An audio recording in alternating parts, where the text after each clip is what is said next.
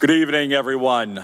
Today is Tuesday, May 5th, about 10 past 6. I call to order a meeting of the Standing Committee on Public Safety. With us, we have a quorum this afternoon. With us to my right is Councilor Shirley Azak, and to her right, Councilor Wynn Farwell. Madam Clerk, agenda item number 1, please. Resolved, pursuant to Chapter 12, Section 24, and Chapter 19, Section 26 of the Brockton City Ordinances, the Chief of Police shall make an annual report to the City Council concerning traffic accident situations in the city, accompanied by recommendations, and shall report to the City Council the condition and organization of the Police Department, including a synopsis of the business of the preceding year with remarks and recommendations. Pursuant to Chapter 6, Section 33 of the Brockton City Ordinances, the Fire Chief shall make an annual report to the City Council of the condition of the Fire Department, including a synopsis of all losses and accidents by fire. And pursuant to Chapter 3, Section 21 of the Brockton City Ordinances, the Animal Control Officer shall make a biannual report to the City Council stating opinions as to the maintenance and conditions of every premises holding a kennel license in the city. Wherefore, be it resolved by the Brockton City Council to invite Brockton Police Chief Brenna Perez, Brockton Fire Chief Brian Nardelli, and Animal Control Officer Thomas DeChellis to appear before the Public Safety Committee to discuss and provide annual reports in accordance with the Brockton City Ordinances. Invited to attend, Police Chief Brenna Perez, Fire Chief Brian Nardelli, Director of Animal Control Thomas DeChellis. Thank you, Madam Clerk. Just want to, for the record, state that all 3 chiefs have provided their reports to this committee. And we will make sure that those reports are also available to the full City Council. We'll start at the top. Police Chief Police Chief Perez, please come forward. And good evening. Good evening, Chief. Always great to see you. We appreciate the submittal of your report, and the floor is yours. Good evening. Just to, I guess, give you a brief overview as to staffing. We'll start in staffing. We have authorized 206 positions. Currently, we have 31 vacancies for sworn police officers, and we have 6 civilian vacancies, including our grant coordinator and our emergency telephone dispatchers. We're anticipating 18 going into the academy with our most current list. We did ask for 30. We're going to get probably 18. We will be asking for another list as soon as we close this one, asking for another 30 positions. We anticipate that for next year, we will have approximately 41 openings.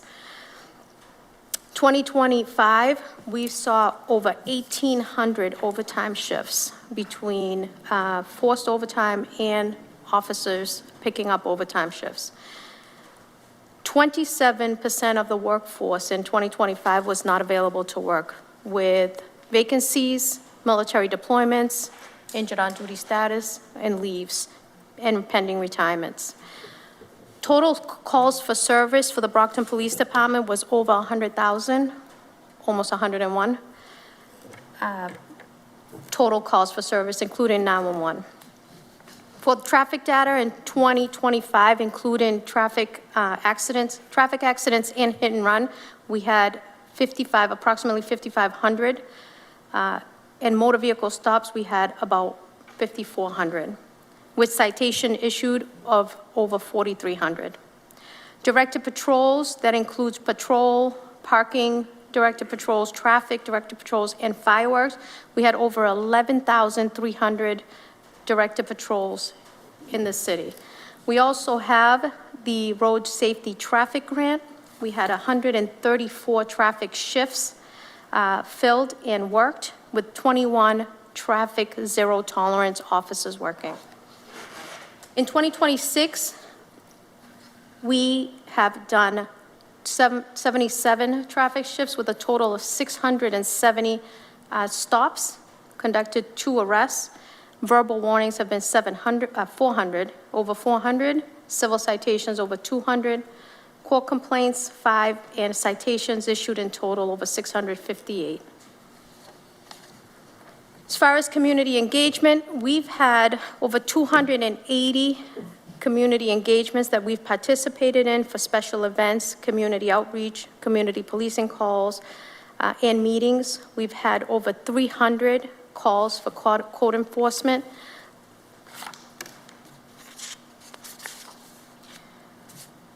When it comes to crime data, we have significant drops in crime when it comes to robbery. Robbery is down over 40%.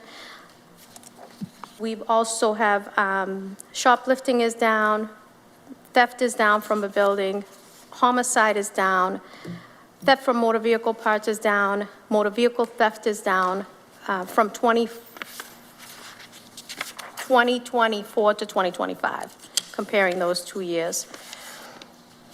When it comes to our move, a little bit about our move update into our new building, the records office, the community engagement division, our CID division, our detectives, and our detail office moved February 5th and 6th of this year.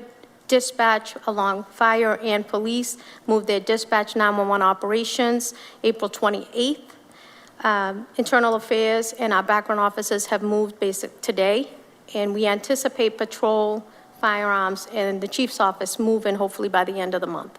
So that's ongoing operationally.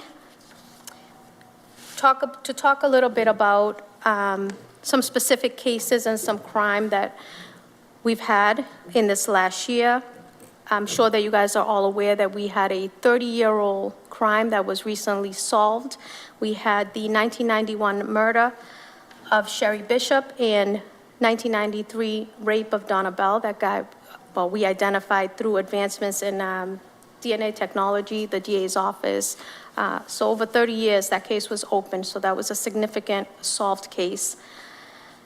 We also had the state police apprehended a suspect in a shooting at Logan Airport recently, I believe in the last 2 weeks, where there was a charge. He was charged with the shooting of a 23-year-old and immediately fled the country. So when he came back, he was apprehended.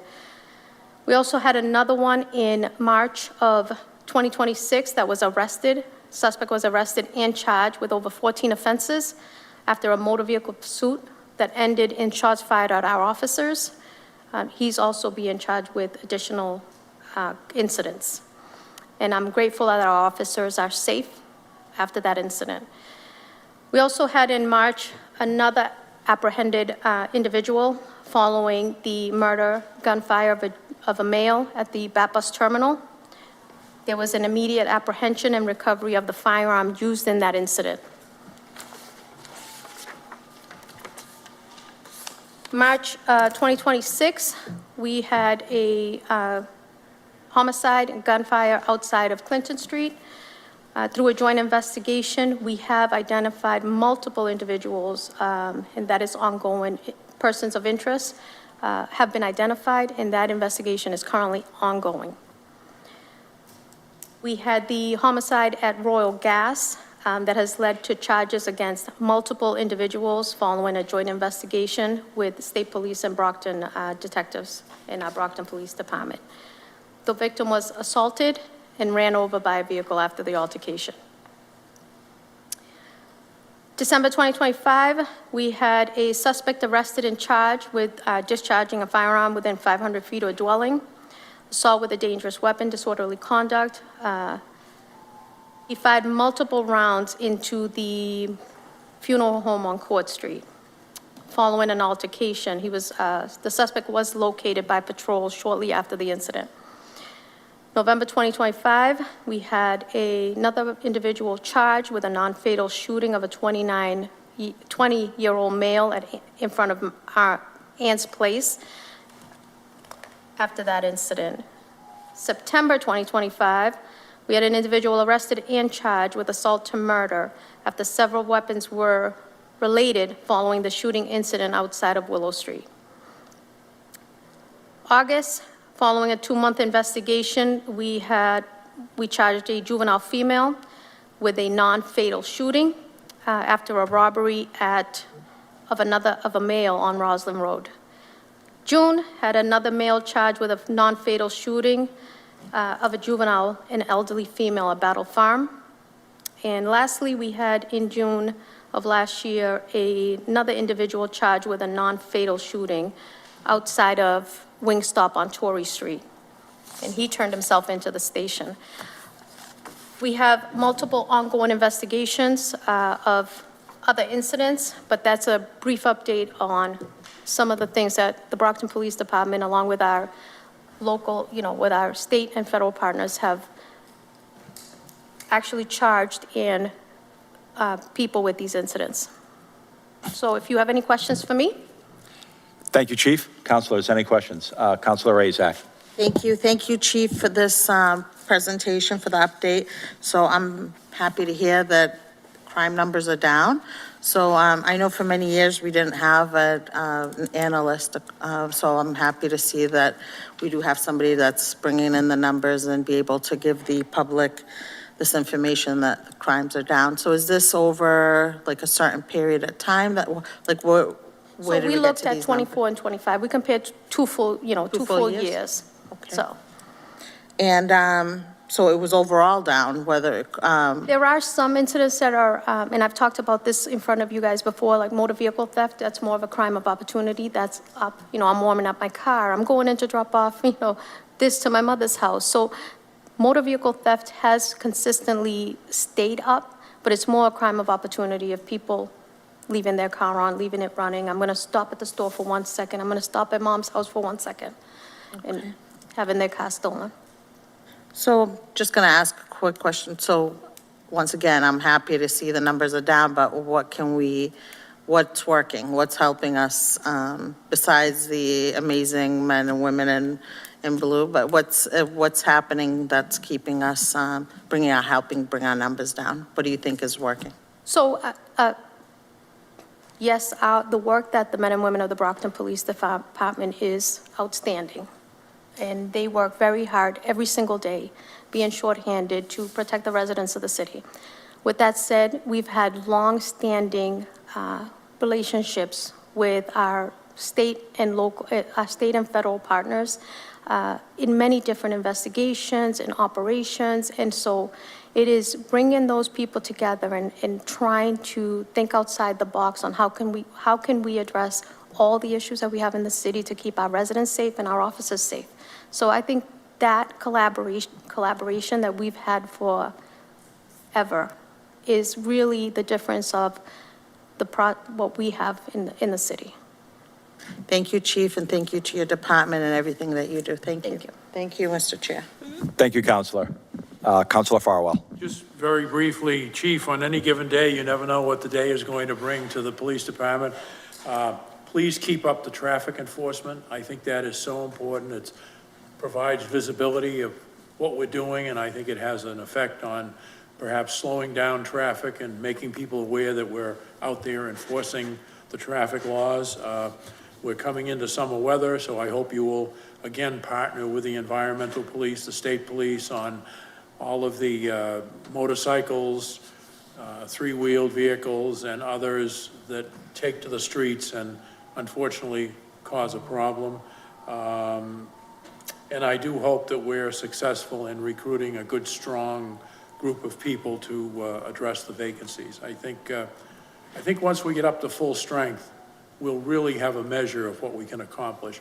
Right now, it's pretty hard for you to be able to put the resources where they're needed simply because of all the vacancies. So I appreciate the report and I appreciate the daily efforts. Thank you. Thank you, Mr. Chairman. Thank you, Councilor. I just want to extend my appreciation to you and the men and women of the Brockton Police Department for the work that you guys do. It's always a pleasure to work with you on issues of public safety matters in the city, and you've been on top of it, so I do appreciate that. I want to talk quickly about the vacancies. Now, you said that we currently have 21 vacancies.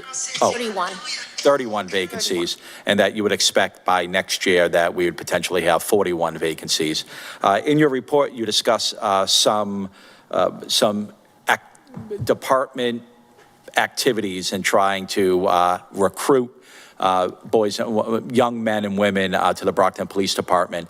Can you maybe speak to that about what's Brockton Police doing to try to recruit young officers in the city? Thank you for bringing that up. So we currently have cadet openings available if anybody's interested. But on top of that, we're participating in recruiting efforts at the high school, at Southeastern, at Cardinal Spellman, at New Heights.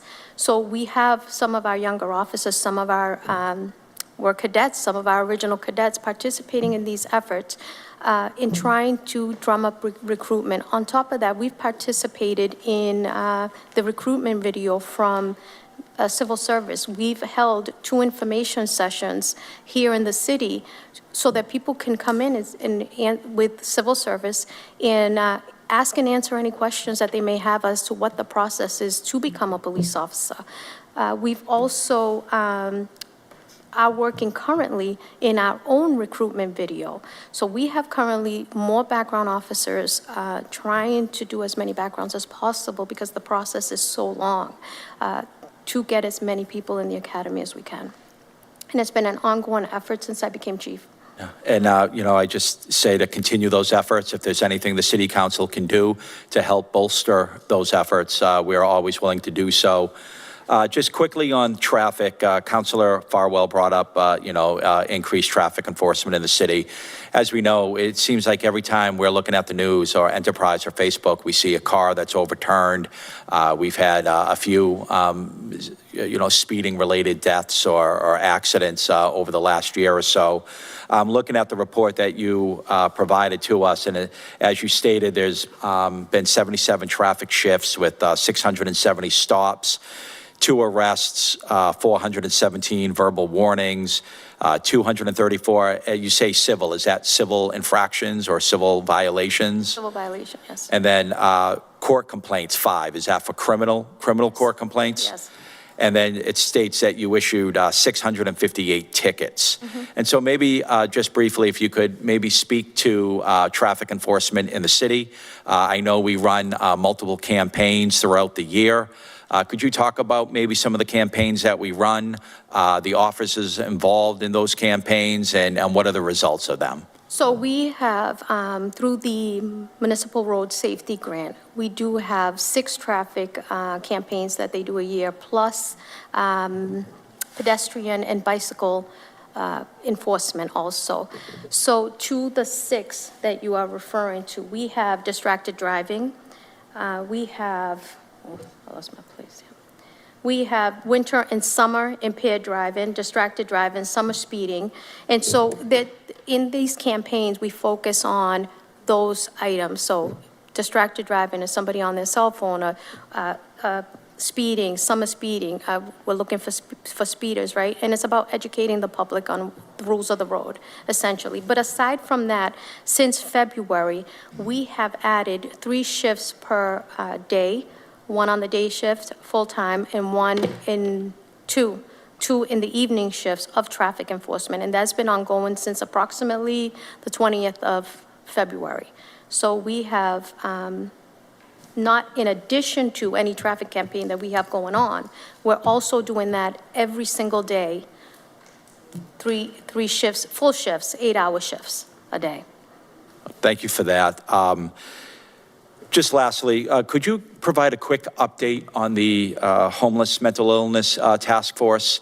You were before the council earlier this year presenting that, really a great task force.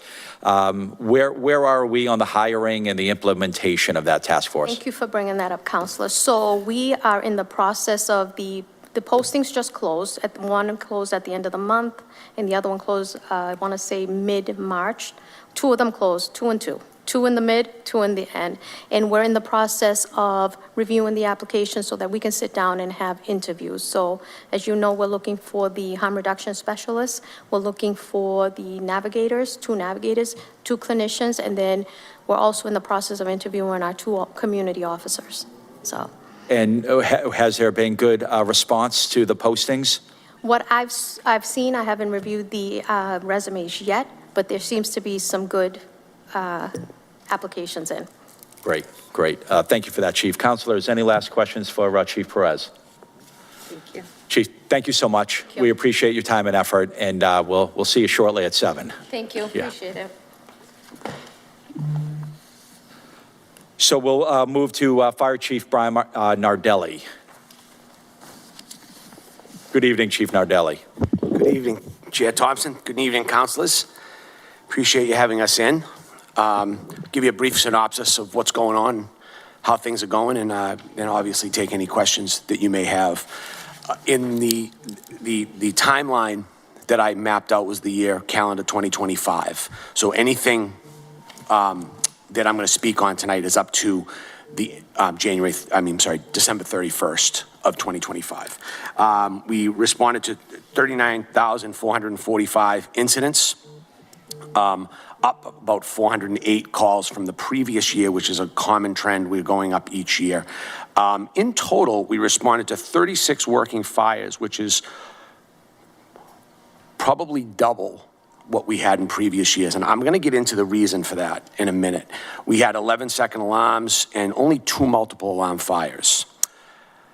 We were, in total, the staffing of the Brockton Fire Department currently is at 232. That includes 209 firefighting personnel, 12 fire alarm operators, 2 mechanics, 3 electricians, 3 clerks in the department as a whole. 209 uniformed firefighting personnel, including myself. We had a very good year in regards to what we were able to complete in regards to projects. We received 3 new pieces of fire apparatus, the new Squad A, housed at 42 Pleasant Street, a new ladder company 4, that is a mid-mount tower ladder that we've finally now got one after a couple of years because the frame broke on our previous one. And when you're used to a certain type of piece of equipment within the city for certain aspects, it's interesting when you don't have one. We received another ladder 2 that is down the Campello section of the city at Station 2. And we have 2 engines currently on order from PS Manufacturing that probably won't be here until late 2028 with the build-out times and back orders and such. Some of the things that we were able to accomplish, we were able to purchase a Seek thermal imaging camera for every riding position on every piece of apparatus. Why that's important is it gives the newest kid on the back step the ability to find a hose line in a smoky condition, find his way out of a building. It's more of a safety aspect. Now, we carry thermal images on all our fire apparatus, but the importance of it and having it in every position, this isn't one you're going to determine and make decisions on. That's the one the company officer carries. This one is if a firefighter gets separated from a hose line or things of that nature, he'll be able to find his way back. Becomes very important. We had 2 maydays on the fire ground in 2025. One of them being a situation where we had a firefighter that fell through a floor in a hoarder house, very cluttered environment, and he actually said he used the Seek to see the hole to get where they pulled him back up, because when they called the mayday as he was going through the floor, he pulled the lapel mic off of the officer, and they only got 1 mayday out. By the time they had activated the rapid intervention team, they had him out of the hole because he was able to see where he needed to go, because he could see the hose line going above him. So I think those are the important things that keep our firefighters safe so they can do their job, that extra little bit piece of comfort. We're in the process of doing some work over at the shop. We have to replace our lift to lift the trucks up to do work on them. We are very fortunate to have 2 very skilled mechanics that work on our fire apparatus. I talk to chiefs all over the Commonwealth all the time that have to send their apparatus out, or they don't have an emergency vehicle technician, an EVT, certified working on them. They'll send them to somebody just to get work done. We are extremely fortunate in having Steve Conrad and Joe McDonald to be able to do that work. To speak on that, we're going to be replacing that lift hopefully within the next 6 months by the time it gets back from being bid out. A couple of things real quick. I was here, I put in every year for obviously more overtime money to cover vacancies and openings. Obviously, we're fully staffed right now, although I did have to move money over from my previous budget. I was here back in my budget to move over for this current fiscal year. That's been a growing trend. Doesn't seem to be a problem. We can find places where we can move money from. I work with the CFO to make sure that happens correctly. The new building, to talk about the transition into the new building really quickly. Something that's very important with that is I was myself, the training division and fire prevention were able to move back in January. Worked out great. But remember, that's office staff and things of that nature. The chief touched on it. Chief Perez touched on it earlier when she spoke. A week ago today, we moved the communication system. into that building. That included her 911 operators, her police dispatchers, and our fire alarm operators. Why that is important is that was probably the most complex move of this entire operation, and it was pulled off without a hitch. We collaborated very closely with the police department, very closely with State 911. Jim Donovan, who is our supervisor for the electricians, I find it interesting. This man for 3 years has been very stressed out about the situation in regards to moving all the lines. Remember, we have 20 circuits that go throughout the city that go to our Gamewell system, to our boxes on the poles that we still get a number of calls on. We've had the ability to keep those up very well, maintained very well. People are amazed at what the job our guys do in this city to maintain those boxes.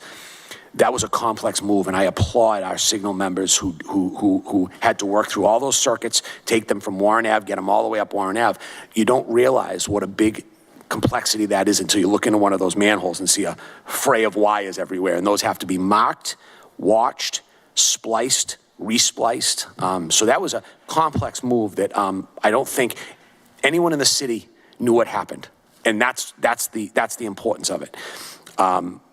I say that because when moves like that happen, if we have an interruption, something went wrong, right? Nothing happened. Calls came in, fire trucks, police cruisers, everyone still responded and serviced the residents of the city, and that was what was important about that move. One thing real quick that I think is new that we really were happy to do, and I was able to talk about it at one of the council meetings. We partnered with the Brockton Public Schools. Dr. Tahiliani was instrumental in making this work with Dennis Ganuch and Nick Lee in the high school. We started our first Fire Youth Academy. So tonight at 6:30, they're in their third or fourth week right now. We have right now 5 juniors from Brockton High School seeing what it's like to be a firefighter. So we put them through this entire process. They see different tidbits of the fire service. They've gone down to the Bridgewater Fire Academy to see them burning in the burn building, and not going in the building, but seeing them from the outside. This has been something I wanted to do since I took over as chief in 2021, and Peter Reardon did an incredible job getting that off to the races. He's our safe officer. He's in the schools every day. He works with these kids every day at the elementary level, and he works with our seniors every day. And I'll tell you, when I said, you think we can do this? And we looked at a bunch of different plans with the Boy Scouts and YMCA and the Boys and Girls Club.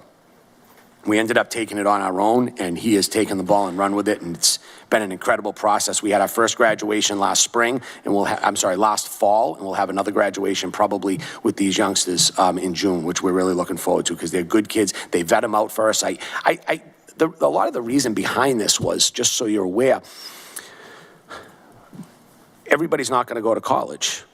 Everybody's not going to be a doctor or a lawyer, whatever that is. I'm a perfect example of that. I'm a BHS product of 1990, stayed in the city, and I'm the fire chief now. And this was something I always wanted to do, but I didn't know how to do it. And a lot of kids don't do it and don't know how to do it. And we're out in the schools when they're young, but not when they're older. Why aren't we out in the schools when they're older? And this has been instrumental of getting potentially those juniors in high school that really want to look at a career like this. And now when they graduate, they take the civil service test when they're 19 and they understand what they're looking for. To transition into something else, we've been doing civil service open houses in August to keep our numbers up. When I first took over in 2021, our numbers were down 12%. Our numbers always went up for recruitment. We never had an issue with recruitment, and they were down. So we tried to think of what we could do. The civil service open house were a huge part of that. That being said, our numbers are up 36% now, wildly impressive from where we were before. So that's what we like to see. We want every single kid in the city taking this test if they can, because I want the best and the brightest, right? One of the things I think is important to talk about, and I'll obviously take any questions, and I'll leave off at that. I said at the beginning, our working fires were up, but our multiple alarms are down greatly. There's a reason for that. 5 years ago, beginning 5 years ago, we've added 25 new positions between the SAFER grant and 9 new positions that the council authorized through the mayor. That staffing allowed us to put the heavy rescue into service and allowed to increase our staffing on our apparatus. It also gave us the ability, I sat down with my command staff to see if we would then be able to send, when someone calls and says, my house is on fire, what we call a struck box, we're able to send more firefighters to that scene immediately, versus before we'd have to hold back because we didn't have the personnel to be able to do that. Being able to do that has made an incredible difference. We've had only one, and not only one, any one is not good, but one fatal fire in 5 years. That is down over 75% from years previous. A lot of that has to do with fire prevention. A lot of that has to do with good practices and people paying attention to what they're doing in their homes. But a lot of it, I would say, has to do with staffing, because our rescues that we've made over ground ladders, through houses, over aerial ladders, is up over 45% in those 5 years. So having that staffing on scene has made an incredible difference. So the working fires have increased because the amount of bodies we're putting there early is okay. That's the working fire. Then you go to a second alarm. Our second alarms are about the way they've been. The multiples have dropped off because of that front loading, that response early on. And it's only because of staffing. I said earlier, we have 2 pieces of fire apparatus on order right now. And that's very important, right? It's very important to have reliable equipment. But without bodies, people's lives aren't saved, property is not saved, and that is imperative. So I'll leave you with that, because that right there in the fire service, when I talk about this with other fire chiefs, is a huge success story in itself. And the city's commitment to staffing the fire apparatus the way they need to be staffed is why that is the way it is. So I appreciate you taking the time tonight to listen to me. I could go on forever. You all know that about the Brockton Fire Department, but I'll take any questions you might have. Well, thank you, Chief. Councilor Azak. Thank you, Chief, for this update, for the numbers. And even though one life is one too many, but one fatality in 5 years, I mean, that's amazing. Mm-hmm. Congratulations to your team, to your department. Thank you for all you do for the men and women in the fire department. So I just want to say thank you. Thank you, Councilor. Councilor Farwell. Of all of the department heads, I know that if you need something, if the men and women of the fire department need something, you're going to let us know. So I don't have a lot of questions for you tonight, but I thank each and every one of you for what you do. You could not pay me to be a firefighter. Number one, I'm afraid of ladders.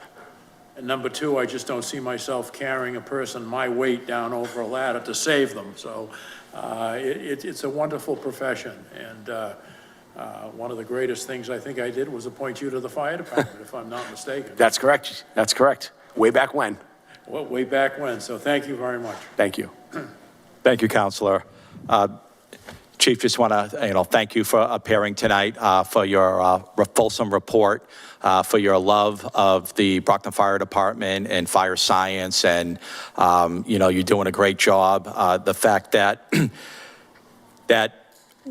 our staffing numbers are where they should be, but our recruiting numbers are rising. It's because people want to be a Brockton firefighter. All right, we are I'd say the crown jewel. The Brockton Fire Department is the crown jewel of the Commonwealth's fire departments, and everybody wants to be a part of it. And it's due to your leadership, your commitment to your firefighters, and the excellence that the Brockton Fire Department shows all the time. In every challenge that they have had, they faced it head on, and they've hit the ball out of the park. And so that's a testament to the men and women of the fire department and your leadership, sir. Just two quick questions. Can we talk about the buildings, right? In your summary, you talk about maybe some of the conditions of our fire department buildings. Now, we know we have some buildings that are knocking on 100 years old. Yeah. And so can you just talk about the condition of our fire department buildings? Yeah, so I appreciate that, and thank you for asking. We're struggling with buildings. We are, just 2 weeks ago, we did a mold assessment at Campello Firehouse, and we have to replace some walls and do some things down there. We have put roofs on. I've been working with the finance office to get capital funds to increase putting the roofs on, because that's where we're seeing the problems, right? The bones of these older buildings are much better than the 60s era buildings, right? And the problems we're seeing in the 1960s era buildings, like the East Side, West Side, and Cary Hill, They just weren't built the same, right? They didn't have full-length lumber. They might not have had the same structural steel they had early on. And we're working through them. There are some capital expenses that I've spoken to Dr. Clarkson about. And I think that we'll be able to move forward with some of those moving forward. Again, it's the biggest part of it is, and when I took over and assessed the buildings when I was the chief newly, we got to get envelopes around these buildings, right? As long as the water's not coming in, that's a good thing. Then we can start assessing the other problems around that, right? So trying to replace appliances, the simple things. So many of these firehouses were built before we had females on the fire department, right? I mean, that's a fact. Now, our increase, we've tripled the amount of females we have in the department in the last 10 years. To that point, we want to make sure we're inclusive to all bathrooms and things like that. But there are expenses that go along with that. So I think we've been looking, we had a plan prior to 2023 to replace a number of bathrooms and stalls and make them more gender specific or gender neutral, whatever, like just to make it so actually it just enclosed, right? And we've been able to do that on our own, but make it a cleaner, nicer environment. Obviously, some things happened back then and that money went away. And we all know what that was attributed to, unfortunately. We had a great plan. Dr. Clarkson was on board. We had some big moves we were going to make, and it obviously couldn't happen after that. We have been replacing appliances, things of that nature, but there are some, structurally the bones are good, but window replacements, things like that in old buildings are difficult, right? That's, you're taking buildings that were built in the turn of the century. Now they're a little crooked. You can't fit the same type of square window or rectangle window into those anymore. So it is a challenge. Working with the public properties folks has been easy to work with. It's just they're not working with a blank canvas, right? You have some very skilled individuals that work in public properties and they walk in and they really have to put their skills to use because they're not working with a blank canvas. It's easy in the new public safety building. We can go replace anything in there. Everything's level and square and all that stuff, but we're not going to have problems with that building, hopefully for a number of years. The ones we're having the problems with are the ones that aren't. Understood. I appreciate that. Just lastly, and you just brought it up, the public safety complex. You briefly stated that the fire alarm has made it over. What about Station 1 totally? Where are we in the complete transfer of Station 1 over? So it's funny, Deputy Chief Galligan, when I took over as chief, I knew I would be able to stay at the 30,000-foot view because I was really working on it when Chief Williams was still here. I brought Deputy Chief Galligan in, who's done an incredible job in the weeds every day, checking on everything. I'll tell you, I've told him before he should become an owner's project manager when he one day retires because he is Johnny on the spot. The apple doesn't fall far from the tree there, if you know where I'm coming from. He is on point. To that point, we had a conversation this morning about this because we're getting the word that the two-way traffic is coming almost to be ready. And that's really the crux of why they haven't moved in. And that brings me to another whole point that we could discuss, but I know you have another meeting after this. Once the two-way is ready to go, we feel very comfortable that we'll be able to move everyone in.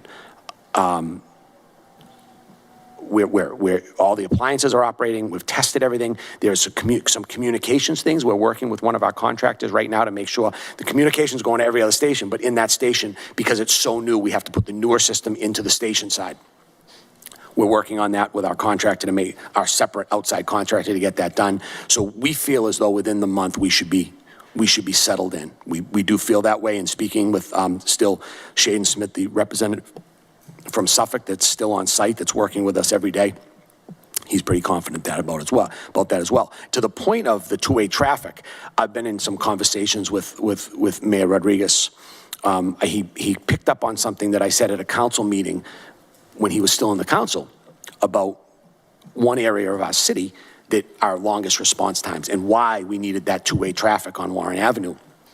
Even still with that two-way traffic, if you go from, say, Torrey Street up to Oak Street Extension and anything west and north of, say, Pleasant Street and that area, those are our longest response times in the city. And think about it, that's building up. If we look at the overlay plan around the Good Samaritan, BMC South, and what could potentially be up there and the potential for that area, we're really looking to see, and I've spoken to the mayor a number of times, we really, in the future, should be putting, sooner than later, a firehouse up in that area on the North Pearl Street area. our response times, if you look at the city and you cut out, if you look at a big picture of the city and you put out the fire stations, that the way the city is top-heavy, right, the way the geography of it works, Cary Hill has a firehouse when they built Brookfield, and that all the neighborhoods up there in Ashfield.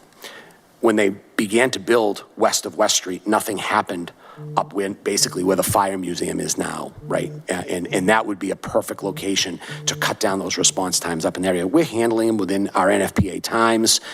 Two-way traffic, if we didn't have two-way traffic, that never would have happened. But it is a stretch. 4 o'clock on an afternoon, going down, trying to get down Pleasant Street is not easy. So those numbers do bleed over a little bit.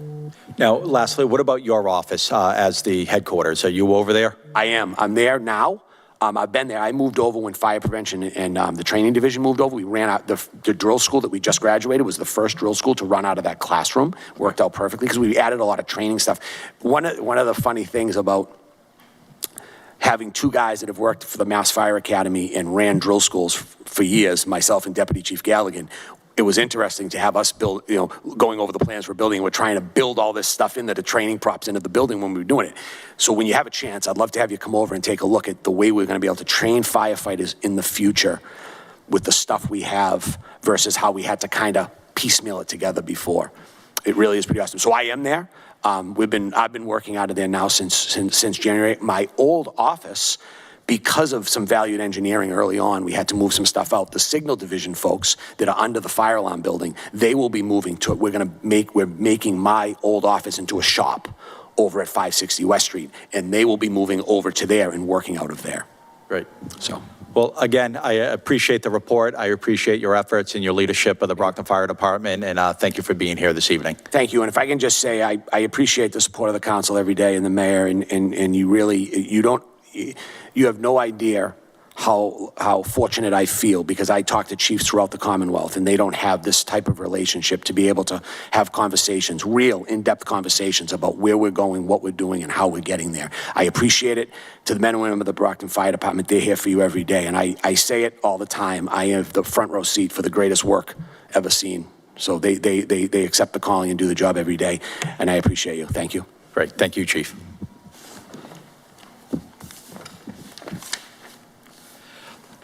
Director DeShellis.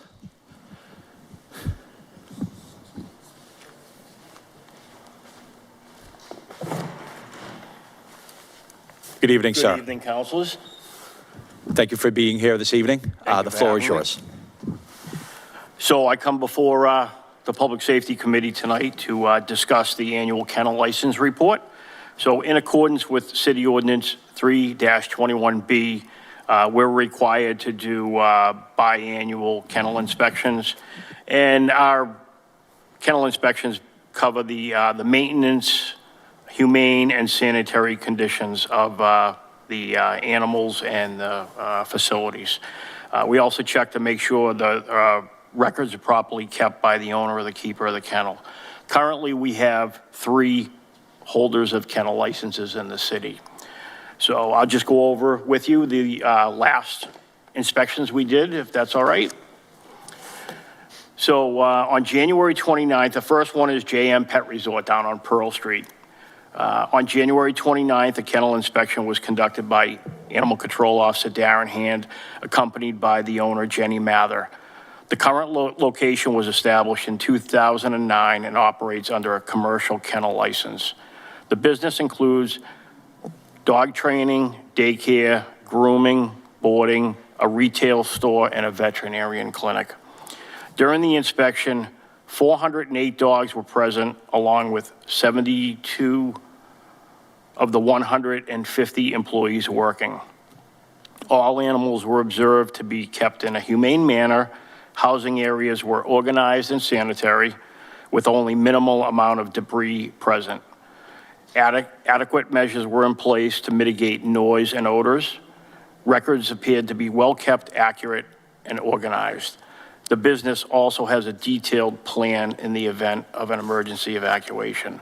The animals, conditions, and facility are in good order, and the kennel passed inspection. The second one is going to be the Animal Protection Center of Southeastern Massachusetts, located on West Elm Street Extension, right on the Eastern Line.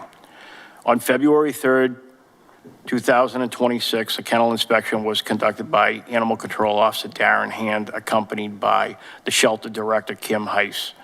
The current location was established in 1995 by the Massachusetts Society for the Prevention of Cruelty to Animals. In 2009, the ownership transferred to the Animal Protection Center and operates under a domestic charitable corporation kennel license. The shelter is an open admissions facility accepting all types of animals. Additional services include adoptions, humane education, outreach, and cruelty prevention, serving the residents of Plymouth, Norfolk, and Bristol counties. During the inspection, 16 dogs, 36 cats, 13 guinea pigs, 3 rabbits, and 2 parakeets were present. The facility employs 7 full-time, 3 part-time, and up to 90 volunteers. The size of the building's interior and exterior appear sufficient to support the animals and staff. All areas were found to be clean, organized, and contain little to no debris. Adequate measures are in place to mitigate noise and odors. The animals were found to be well-kept and supervised. Records were found to be accurate and organized. We did find one minor violation of the sale of dogs under 3-16 of our city code kennel licenses. All holders of kennel licenses are required to notify the Animal Control Department in writing of the sale of dogs and puppies, including a description of who they're adopted to, description of the animal. We got them back on track with education, compliance. A matter of fact, 2 weeks ago, they sent over a list covering all of last year and also the first 3 months of this year, which we forwarded that list over to the Elections Commission office to cross-reference it with a dog license list to send out notices to people that needed that for them to take care of that. Other than that, passed, no violations. All right. The third kennel license is a personal kennel license that's held by Thomas and Shana Donahue of Michelle Lane. On February 2nd, 2026, a kennel inspection was conducted by Animal Control Officer Darren Hand, accompanied by Thomas and Shana Donahue. The Donahues have a personal kennel license allowing for 6 dogs. They're now down to 5. During the inspection, the animals were observed to be healthy and living in humane conditions. The dogs have adequate room inside and outside, with the residence and exterior being free of debris. Medical records for rabies vaccines were shown to us. All dogs at that time were current with their rabies vaccinations. The conditions and the home are in good order, as well as the animals in that kennel passed inspection. So that completes the animal kennel license report. And I'd be happy to answer any questions anyone might have. Thank you, Director DeChellis. Councilor Razak. Thank you, Mr. Chairman. Good evening, Director DeChellis. Good evening. Thank you for the presentation. Couple of questions. So is that all we have in the city? Are these 3 kennels, or this is just what you've? Yes, this is all we have for licensed kennels. We have had others over the years, mostly personal kennels, and they've either moved out of the city or they've gotten down below. If you have over 4 adult dogs, you're required to obtain a kennel license. So a lot of those people that had them, they got their numbers down and they just went with regular dog licenses. Okay, that's why I'm asking. I know I've been here during zoning meetings where they have come in, people who have kennels in like residential areas who have a certain number of dogs, and they've come before us.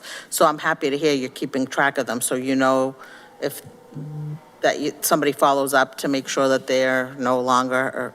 Yes, we do that, as well as we do proactive measures when we have adequate staffing levels, which I'm sure you all know what our department's dealing with staffing issues. A few years ago, one of my staff members went over, and I'm not a computer person, but that went over the Rover app, if you're familiar with it, where we found there were people in the city that were doing doggy daycare. Yes. So we went out, we investigated those, we issued cease and desist orders. We went back to make sure they were in compliance, and we had one pop up a couple of days ago that we went and investigated. It was somebody that experienced a situation, but the situation was 6 months ago, and they just waited till now to make a report on it. And we found that person had no animals. They were no longer doing, basically that one I believe was a breeding type operation, and they had no dogs when we investigated that. We have another one that surfaced about a week to 2 weeks ago where somebody was boarding animals at their house for a fee. We're in the process of issuing a cease and desist order on that one right now.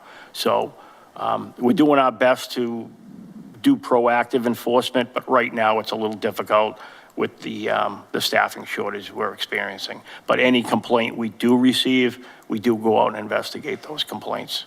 So most of the complaints, I'm figuring, coming from neighbors, that's how you find out about some of these, some of the issue, somebody's boarding or has a daycare, that's how you're finding out? Yes, we had one that comes to mind a few years ago, and those people are just recently sold their home and moving out of the city and out of the state. But we had a significant problem up on Royal Road with somebody that was operating like a doggy daycare business, a training business.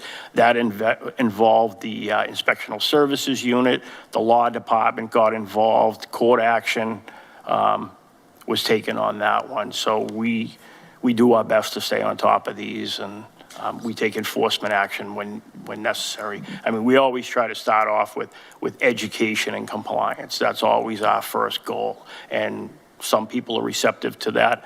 When they're not, then we move on to enforcement. Oh, that's great to hear, because a lot of times residents, people aren't aware of the laws. They don't know that they're even doing anything wrong. So I'm happy to hear that, education first, and then, if they're not, if they're not cooperative, then you move forward with the enforcement. I'm figuring with inspectional services, it's the health inspector who helps, which inspector goes out to something like that, to a kennel or doggy daycare? In the past, I don't know if it's been, there's been times we've involved the animal inspector, but on something like this, it would be more, I believe one of the code enforcement officers would step in, but I'm not 100% on which person, what title they have that gets involved. Thank you. Thank you, Yep, Mr. you're Chairman. welcome. Thank you. Councilor Farwell. We don't have time tonight, but Mr. DeChillis, Director DeChillis, is modest. The Animal Control Department does so much more. Rescuing pets when there's a fire, responding to police calls where the officers have to enter a building and there might be a dangerous animal, reuniting lost pets with children whose heart is broken because they think their pet is gone forever, helping animals who are injured. You're very modest in your presentation, but if people had a full understanding of what goes on in this city 365 days a year, frankly, I wish we had more coverage. I actually saw a stray in Keith Park one Sunday, and we don't have people on at 6 o'clock at night. So I appreciate what you do. I hope at some point we will be able to add staffing and expand the hours of coverage. And to the extent that we help animals, I think that reflects well upon our community. So thank you very much. All right, thank you, Counselor, and I'll pass that along to the staff as well, your Please do. appreciation. Please do. Thank you, Mr. Chairman. Thank you, Councilor. Starting off, thank you, Director Chichelis, for the work that you do with the animal control. As Councilor Farwell said, it's not just dealing with kennels and stuff to that effect, but your job incorporates and encompasses a lot of issues that that are not well known, and so the fact that you're able to do that with your current staffing levels is a testament to your leadership. We can talk staffing and we can talk buildings, maybe at budget, when those will be a little more relevant to the conversation. But the one thing I do want to talk about is chicken coops. Can you kind of give us a brief update on the status of the chicken coops in Brockton? Maybe just kind of familiarize the council and the public what's authorized under our coop ordinances, and do you also inspect the coops, and what are you seeing generally in the city of Brockton as it regards to chicken coops? The animal inspector for the health department would be better served to answer that question. That falls under that position's authority. We don't get involved in that. We assist the animal inspector with certain aspects of it. Say there was livestock that was roaming at large, we would get involved in that. But as far as going out and doing inspections, things of that nature, the animal fowl regulation under the health department, the animal control department, our staff, we don't have the authority to investigate or enforce that. Okay, understood. I thought, I must be mistaken. I thought that was under your purview. Did that, I know when we created ISD, I thought that officer remained under your direction. The animal inspector has never been under really? the animal control department. It's always been under the health department. Okay, understood. Well, I appreciate that.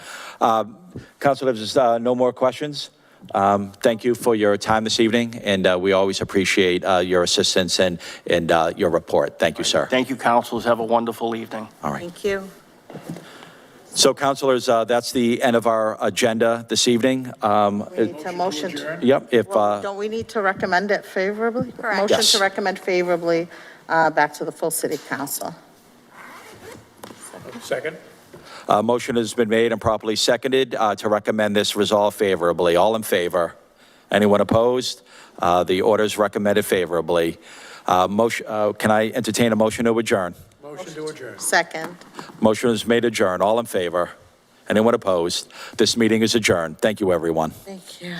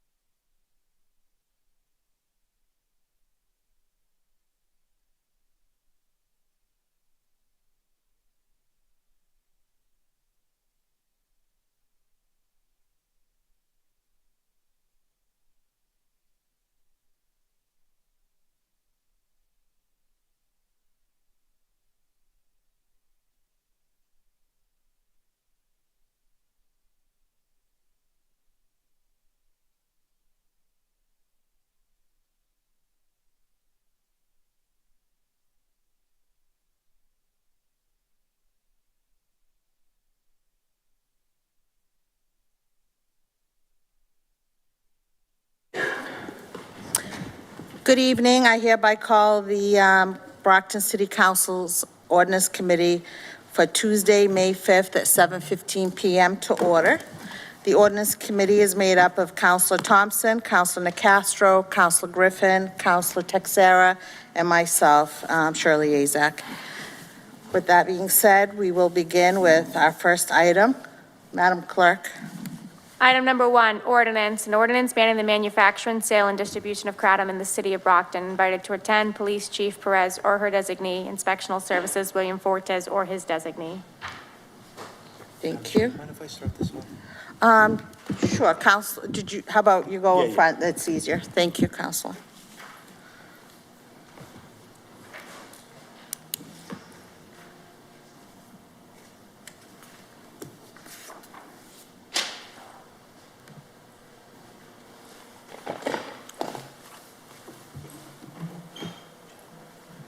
Councilor Thompson.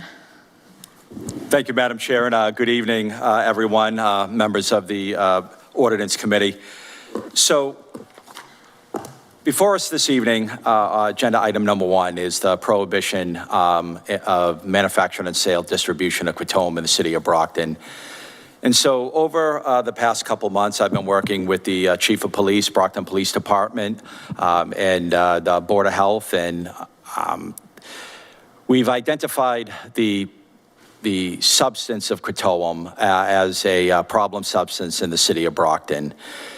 And we see that it's readily available at gas stations with no age restrictions and high doses of a synthetic kratom that's really causing a lot of problems. It's basically a gateway drug to opioid abuse. The synthetic version of kratom has opioid-like substances in it, and that the plant extract itself has been found to be anywhere from 13 to 22% higher than its natural form. And I think it's important for this council, the members of the Ordinance Committee, to identify products that are causing harm to our residents and try to prohibit the manufacturing and the distribution in the city of Brockton. And this is not an issue that's just affecting Brockton. This is becoming a nationwide issue. I've talked to people actually from all over the country regarding this matter, and it's becoming a scourge. It's another gateway drug, and it's really affecting the children and adults in the nation to the point where the FDA is basically almost imminently looking to classify the artificial and synthetic kratom as a Schedule I drug. And so the nation is starting to wake up to this product. Multiple municipalities have already passed bans on the product, and I think the city of Brockton should also be on the forefront of the fight against synthetic kratom and this product. And so this ordinance has kind of evolved over time now, and I've learned a lot over the process of what kratom is and what kratom is not. And so originally this ordinance was drafted as a complete ban of the substance of kratom. But in my kind of learning more and more about the product and the substance is that kratom is kind of being used as a blanket term for synthetic kratom and other products that have synthetic alkaloid substances in it that are harmful. And that kratom itself, the natural leaf that's kind of been in use in the city, in the United States since the 1970s. Research is showing that it does have some positive benefits for people who have chronic pain and people who are looking to wean off opioids. And so there is some beneficial use to the natural low-dose kratom leaf. And so what I'd like to do is just begin a discussion on this product and it's the ban in this for sales in the city of Brockton. But I think what I've learned over the last few weeks and recently, because I have been speaking to a lot of people on this matter, especially I've presented a document to the members of the committee, along with people in the audience from the International Plant and Herbal Alliance. I've spoken with members of this alliance. I've also spoken to members of the Croatoan Global Alliance, that is a advocacy group for the natural Croatoan, and this, speaks to the benefits of a natural, natural product. So I'm hoping that our discussion can differentiate between the natural substance and the artificial synthetic substance. And I've been working with our legislative council on an amended draft that does a few things, and the draft is really not ready yet, but the draft does a few things. Number one, what it does is it recognizes synthetic Croatoan and the ingredients involved in synthetic Croatoan, and definitionally lays out what those ingredients are. And the doses in which those ingredients, in which the Croatoan is present in that product. And we are looking for a complete ban of synthetic artificial Croatoan in the city of Brockton. And when we go around to the different gas stations and see the products that they have on their shelves, the vast majority, 99.99% of the product that they have on their shelves is this artificial synthetic Croatoan that we should completely ban in the city of Brockton. We've also identified what is natural Croatoan, and in the percentages in which that Croatoan is present in the product.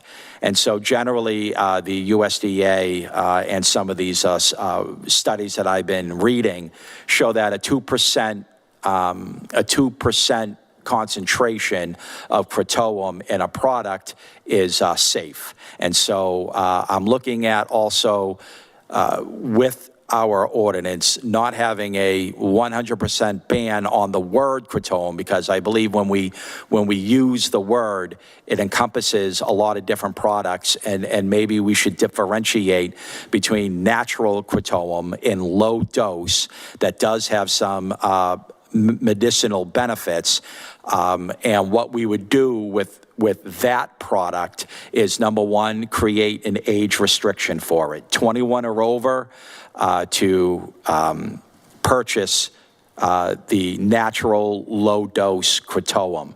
Secondly, if it is being sold, this would be a behind-the-counter product. It would not be forward-facing in any store.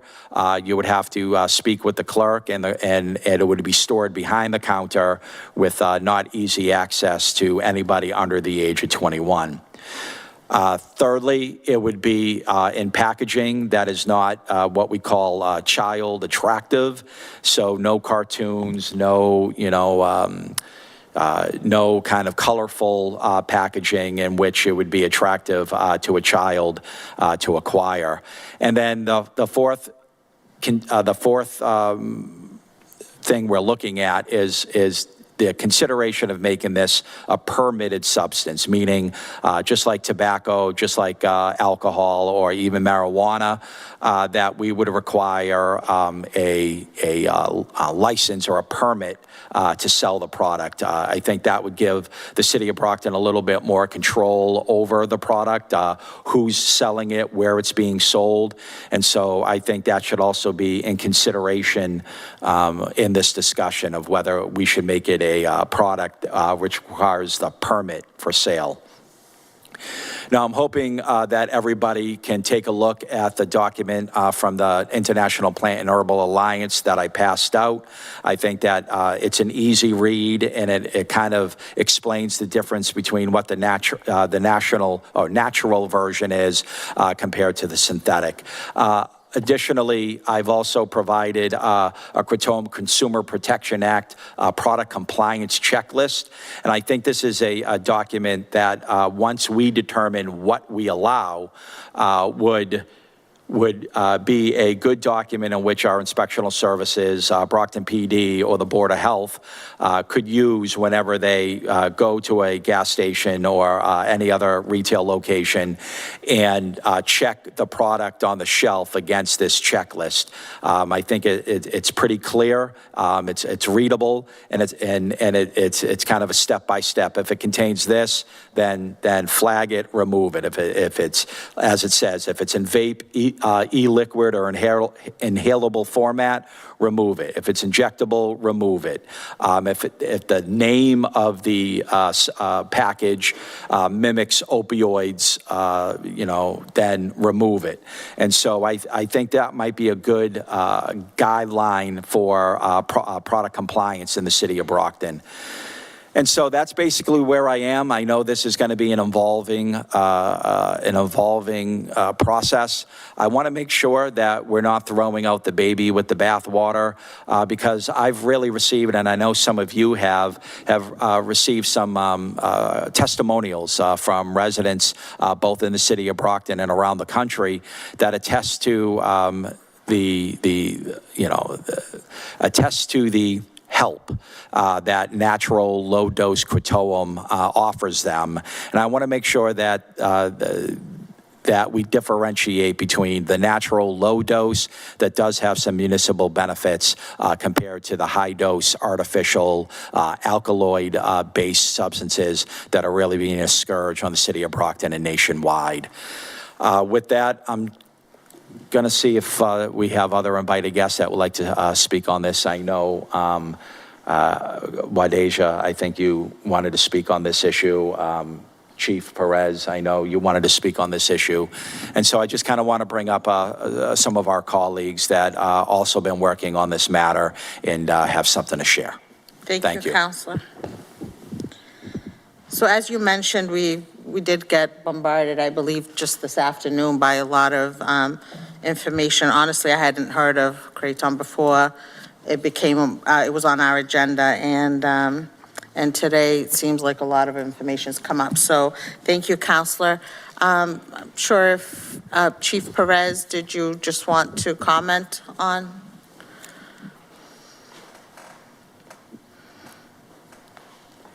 So Chief Perez, Inspector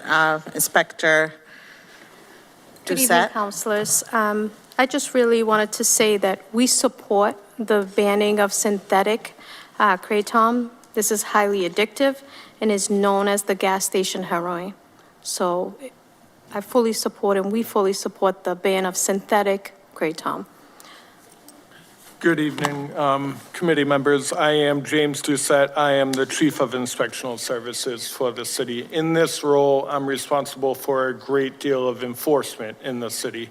Currently, tobacco enforcement, certainly, as are other colleagues in my department. Indeed, we do see these products. They're very ubiquitous in our city. They're present in settings where tobacco permits are held. They're present in liquor stores and convenience stores and in other settings as well. I leave it to the clinical public health agents in terms of what should be banned, whether it be synthetic or naturally occurring ingredients. But I would only add this, that in our inspections, when we're finding product that is banned, in almost all cases, with very little exception, we are met with the assertion that that product is present in these facilities for personal consumption of the staff members or the proprietors there. So what I would ask that we consider adding language to say that where a banned product is kept, held, stored, possessed, then a violation is occurring, whether we observe a sale being made or not. Simply if it is present, ultimately, whatever we decide to do in terms of regulation, the presence of it alone would be considered a violation. Okay. So, quick question, councilors, do you want maybe to have questions and then we'll go back or ask the director of? Yeah. Okay. Thank you.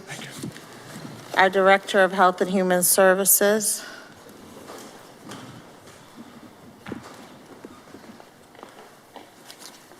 Good evening. Good evening, everyone. Thank you for having me.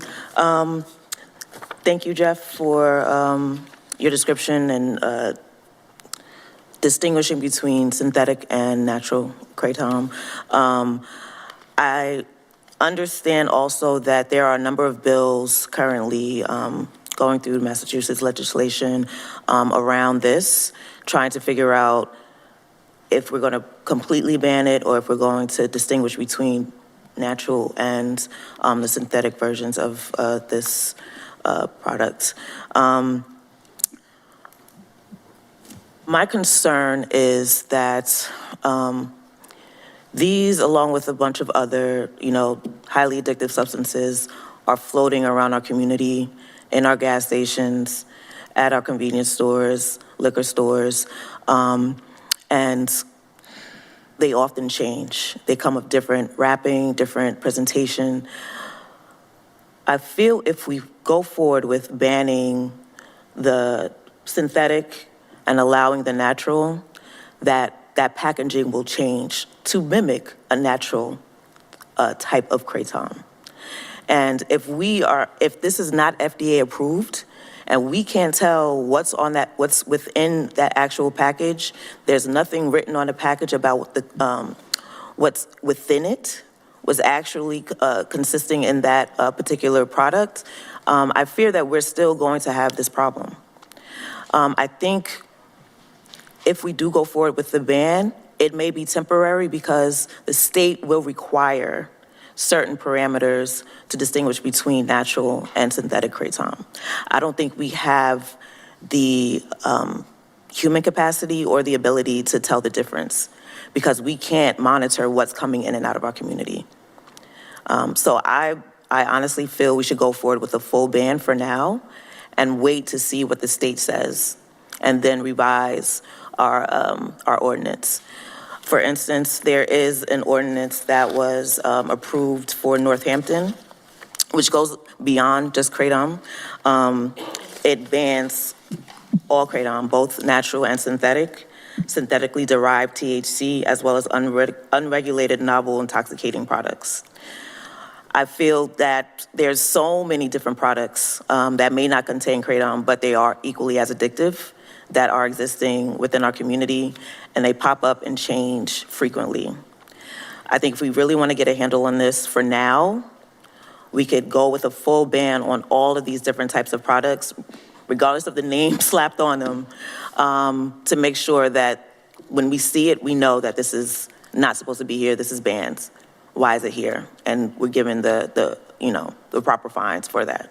So that's my suggestion. I could also provide an example of the Northampton ordinance. I provide that to you so you could view that as well. Also within the ordinance, that as it's written, the fine structure is like a state fine structure. Because this is not currently a state law, there's no state law banning or distinguishing between natural and synthetic, we can't fine over $1,000. So as a Board of Health and Human Services, we can't fine over $1,000 at all. So we could max out at $1,000 for each violation, that's fine, but we can't do the $1,000, $2,000, $5,000 fine structure. Okay. Thank you, Commissioner. So, I think that would be great if we can get a copy of the Northampton No problem. ordinance. So I'm trying to understand this before we move on to questions. So I know Councilor Thompson said that, we would eventually put an age, that this can't be sold to anybody under 21. So is it being sold to? Anyone, yeah.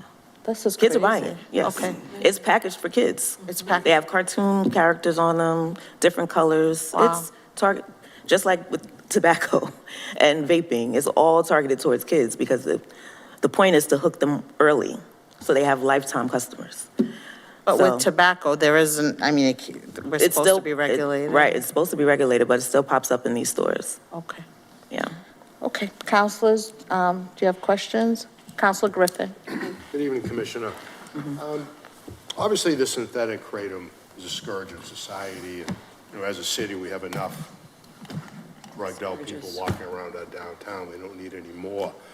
But the natural side of this, I find interesting. I received 2 or 3 emails, a very compelling phone call this afternoon from a resident who is in favor of the natural kratom, said it helped them get away from a sports injury where they were depending on opioids, and was able to get them off that, and felt that without that ability to use the kratom, they may continue down that spiral of opioid abuse and addiction.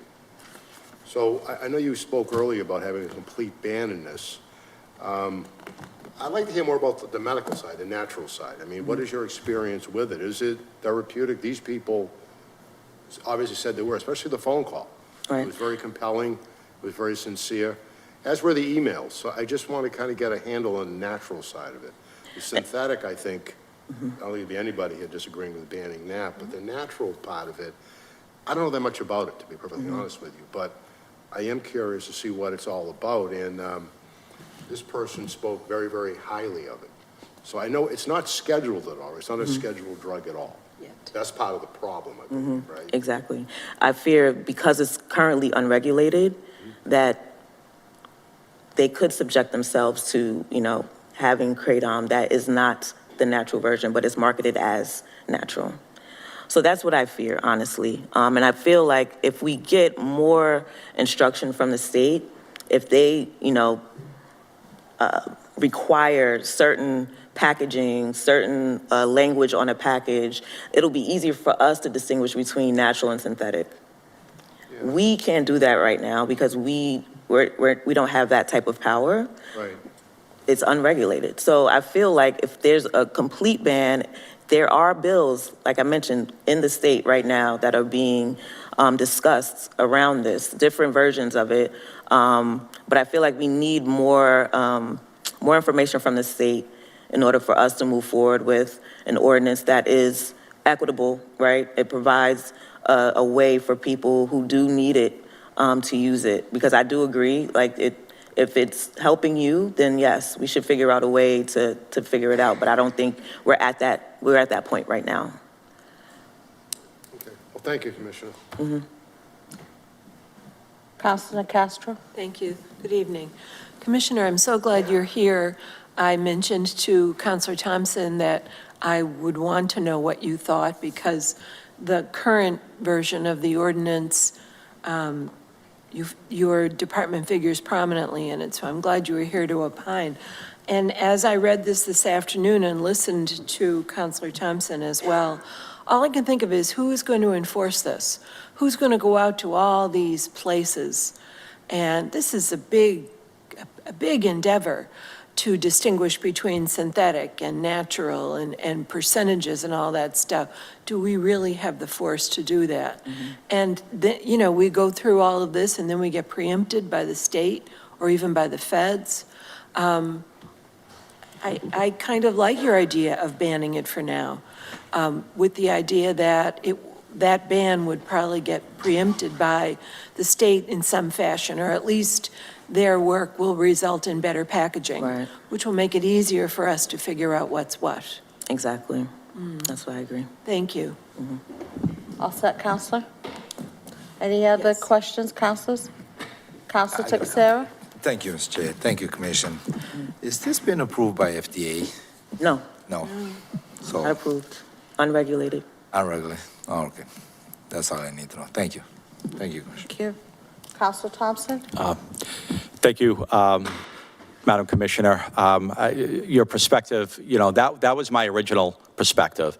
Then I started hearing from other people that, kind of was saying, hey, wait a minute, it's not all that. There is, medicinal benefits. And as Councilor Griffin said, some of it was quite compelling. That, I talked to many people, some of them, I was getting a lot of calls today, and a lot of people were kind of reiterating that type of anecdotal story that they were injured or received some other injury, that Kratom was a safer alternative to opioids, and that they've been using the product for an extended period of time, and it's been a godsend to them. But I also understand the point of how do we differentiate between the natural and the synthetic? As you said, if they're able to manipulate packaging, then what would we have to do? Open up the package and then test it. And then what testing apparatus do we have to even test it? And the reason why I'm hopeful that there is going to be some movement on this very soon from the state is because I know that there are bills currently in the state that are being discussed. So even if we do go for a full ban, I don't think it will last for a long time because this is an issue across the entire state. All municipalities are discussing this and trying to figure out what they're going to do. Most are just completely banning it until they hear from the state because that's just the best that they could do. Especially with, cuts to funding, cuts to staff. They just don't have the manpower to regulate it on their own. No, that's understandable. And speaking with different people, my understanding is that the FDA they're in charge. They make the scheduling, right? Yeah, that the FDA is probably imminently looking to basically, identify the synthetic kratom as a Schedule I substance and completely ban it. So maybe the feds will also help us by weighing in on this matter. When it comes to enforcement, I think if I could ask Jim, Mr. Doucette, to come back up, and even maybe a member of the Brockton Police Department, that if we were to move forward with a complete and total ban, how would we execute enforcement of that ban? Yeah, certainly. In my opinion, I think we do have the strength to execute such a ban. It would be done with systematic inspections, as we do with tobacco and other products. Now, would we, kind of like how we did with, we had a gas station ban where nobody could fill up a motorcycle, or not a motorcycle, a dirt bike or ATV, that's the word. They couldn't, but we put in a kind of a time frame in which we would notify gas stations first that this ordinance is now in effect, kind of give them some time to comply. Would it be expected we would do the same thing here? I think it would be reasonable, yeah, for a few reasons. The period of notification, also a period of time to allow them to sell down the stock that they have on hand, I think would be reasonable. I'd hope that time period's not that long. I don't sense that it would have to be very long. Okay. Lieutenant Schliemann, if you could weigh in on enforcement as well? Absolutely. Mr. Doucette and I have been out, worked as a team in the past, daytime, nighttime. He's been kind enough to stay late on a couple occasions. We've been successful at going into different locations and addressing some of the items that they're not allowed to sell. I know he has written some big fines related to that. Repeat offenders a lot of times, so been very successful with that. Okay. And Legislative Counsel, could you speak to the fine issue? The Commissioner brought up the issue that we were unable to schedule the fines as stated. What's your feedback on that? What is in there was just copy and paste from the tobacco fines. Those are state fines. Correct. Yeah. That's where we got that form from. Okay, so would we have to amend the fines? What about the restriction of permit or the Mention something about that too, if I can. Please come up to the microphone, Yeah. Commissioner. So the fines were, you said our max fine is $1,000 under the statute. What about addressing licenses, right? Preventing them from further operating if they're in multiple violations? Yeah, that's fine. So in the ordinance, you have specifically tobacco licenses or permits. These may be sold at a liquor store that may not have a tobacco license. So what I suggest is just Board of Health permits in general. So any Board of Health permit. Because this may be sold at CVS, I'm just saying, CVS. CVS cannot sell tobacco by law, but they're selling this product. So how are we going to weigh this person or this entity is selling this product and they have a tobacco license? So we take their tobacco license and give them a fine. This store is also selling this product. They don't have a tobacco license, but they have maybe another type of Board of Health permit. So it's not equal. It's not Right, so equal you're saying weight. that'd be more effective by specifying any Board of Health permit that store may have would be revoked on multiple violations. Yes, because the stuff is sold everywhere. We can make that amendment, Madam Because Counsel. that's also similar to the Northampton ordinance as well. They don't state tobacco permit, they state Board of Health permit, which I think is more equitable. All right, thank you for that.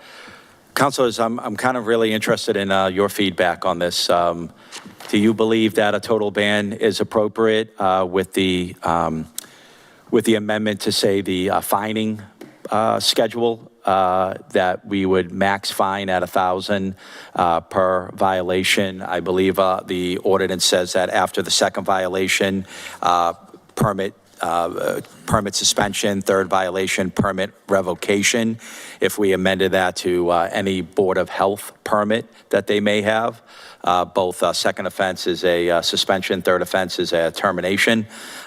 Really interested in your feedback on that So issue. questions right now, who's coming before the Board of Health not all these convenience stores come for permits to the Board of Health. There's only certain ones. Generally, all of them are selling food, for instance, and they require a food permit, as an example. This would be one type of permit issued by the inspectional services, but vested through the authority of the Board of Health or the Health So you, Commissioner. inspectional services and Board of Health are working together on this? Certainly, yes. What type of permit would a typical gas station have that's Board of Health related? Yep, they're definitely going to have food permits, they're going to have milk permits, they'll have a dumpster permit, may have a wood and methyl alcohol permit, and very commonly, they'll have a tobacco permit. Tobacco, right. Okay. Councilors, just feedback? So councilors. Oh, sorry. Sure, Counselor.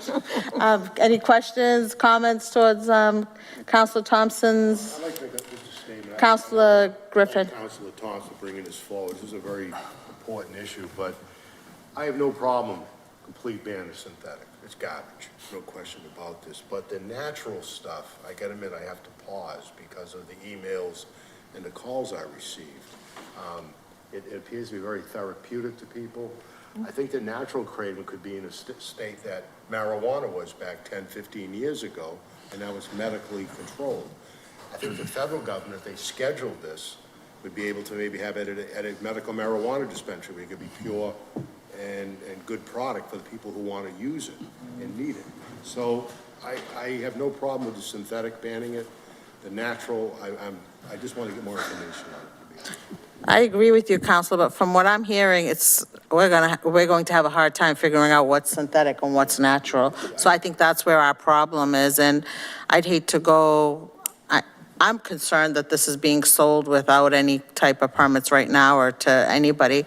So I'm concerned about that, but I'm also, I think if we ban it, people are going to be in an uproar as well, so I think we're. it'd be good if the federal government would step in, schedule it, wherever it's going to be, then we could be regulated, and I think it probably could be piggy-tailed right over to like the medical marijuana, sold right out of there with control for potency and quality, and I think that would solve a lot of our problems, but at our level, obviously, it's above our pay grade, we can't do that. And that's why I think the commissioner's position, I think is more a clear position.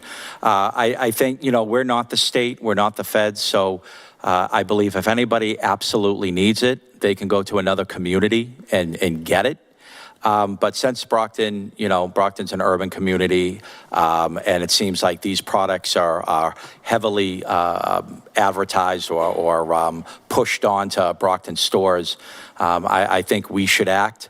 And I do get your point regarding the natural substance, because I've been researching a lot of that myself over the last week or so. But enforcement would be difficult.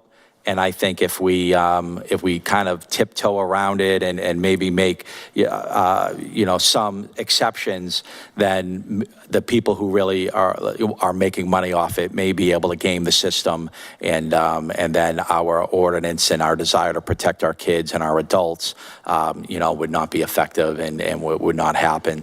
So I think if we potentially move forward with it as drafted, with those amendments regarding the penalty phase, at least we could then, obviously there's going to be multiple readings of this. If, we learn something between now and then, maybe we could kick it back to the Ordinance Committee to discuss that. We're just a city. This is not a nationwide or statewide prohibition. I think if the people who find benefits from this product, most of them are ordering it online anyways. And so, I just think that there are other alternatives for somebody who uses it medicinally. They have other avenues to acquire it than walking into a convenience store or gas station in the city of Brockton and purchasing it. Councilor Castro. Thank you. Well, you've given us some good bedtime reading, and I would have a hard time approving an ordinance or recommending it favorably that I'm not reading. So I'm not ready to approve something, regardless of whether it's a ban or not. I want to see the amended document. I think that's fair. Well, there would be no amended. The one that's presented would be the one we'd be voting on. The only amendment would be the penalty matter. Okay. Well, I'd still like to see that, and I'd like to read all of this. And I also want to speak to our delegation to find out what is going on at the State House level. And I think that would be a benefit to all of us before we make a decision. Do you want to? Well, Madam Chair, I understand that, are we having another ordinance committee meeting later this month, or? I was hoping to, we're hoping to, yes. All right, then, I'm fine with postponing this matter to the next city council, the next ordinance committee meeting. But I'm hoping that it can be done relatively soon, and that all the councilors that, need further information, that we find that information for you. Okay, so is that in the form of a motion? Yeah, I motion to postpone this matter to the next ordinance committee meeting. Second? So a motion's been made and properly seconded to postpone this till the next ordinance meeting. All those in favor? All those opposed? The matter passes. So this will be postponed till the next ordinance meeting. And councilors, in the meantime, if you have questions, please reach out to the invited guests that spoke today or Councilor Thompson, so that way we can hopefully move it next meeting. Thank you. Thank you. Madam Clerk, thank you for all who spoke. Madam Clerk, item number 2. Item number 2, ordinance, an ordinance establishing regulation and penalties for needle exchange programs in the city of Brockton. Invited to attend, Director of Social Services, Jasmine Bradshare, Police Chief Perez, Police Sergeant Michael Skinner, Police Lieutenant William Schleeman. Thank you. Madam Director, do you want to start us off with this? Do you want to? Yeah, go ahead. Councilor Thompson also sponsored this, so he's going to speak on it.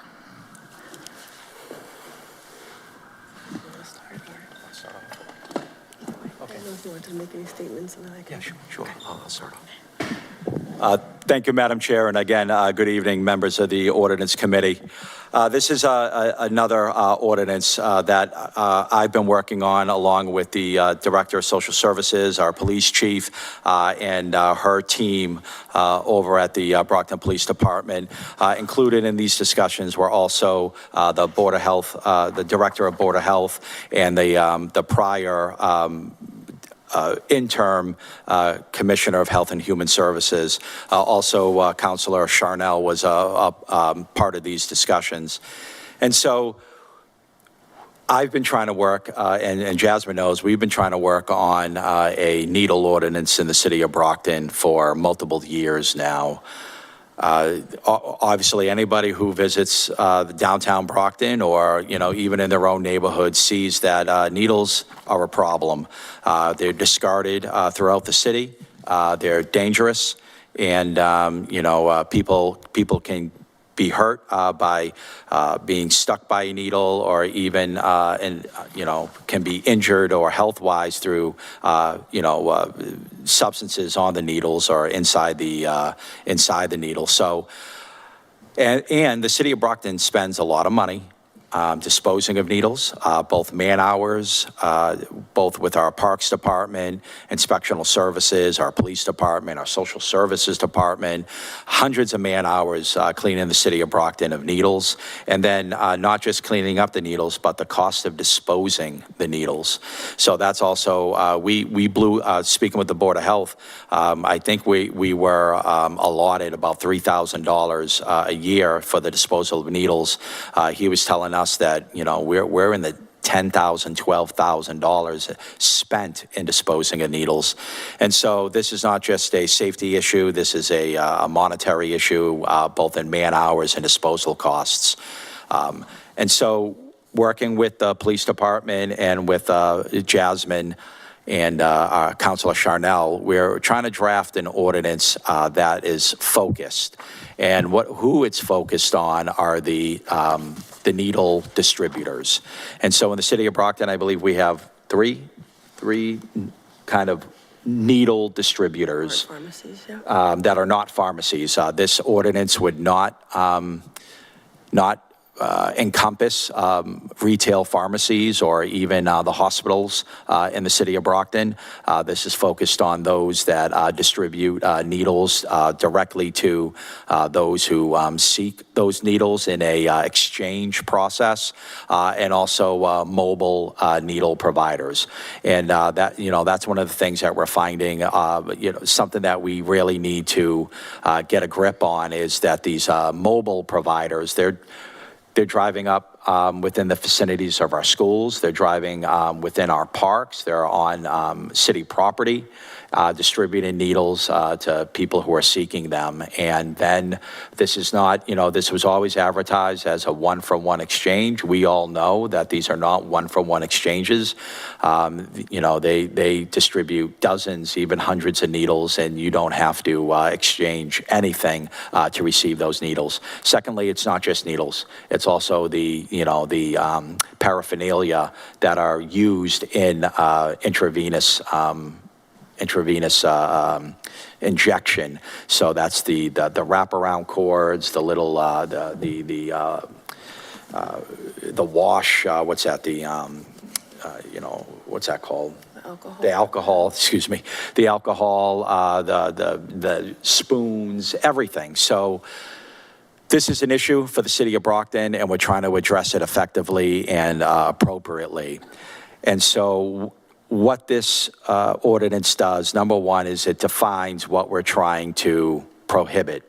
It defines what the drug paraphernalia is, what are the facilities that distribute the needles, the containers that are involved in the collection of needles, and needle exchange programs, which is the crux of the problem in the city of Brockton, the mobile exchange, and the operators of those mobile exchanges. And so what we're doing is trying to, number one, is identify who we're trying to address or what we're trying to address. And then number two is restrict the areas on which they can exchange these needles. And so one of the things that we talked about is no needles shall be exchanged or distributed or collected within 1,000 feet of any school, park, or on any city property. And then that's going to be measured from the property line to the distributor, and to the nearest school or park. The needle exchange, they should only distribute or collect needles, and not all of the drug paraphernalia that that is incorporated in these exchanges, and that no operator shall knowingly distribute a needle to a person 18 years, under the age of 18 years. One of the things that we're also trying to address in this ordinance is data collection. Now, we're not looking to violate any HIPAA laws. We're not looking for any names or anything like that, any identifying information from those who are participants in needle exchanges. But we want to know some certain information. We want to know how many participants are being served.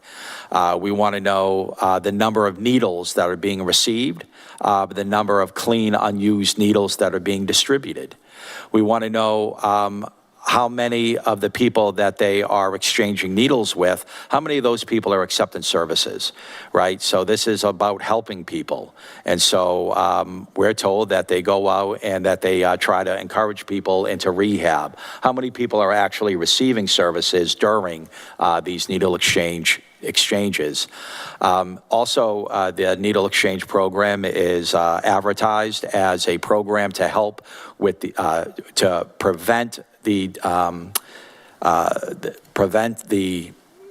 distribution or prevent the spread, of bloodborne illnesses. So this is AIDS, HIV, viral hepatitis, or other bloodborne diseases.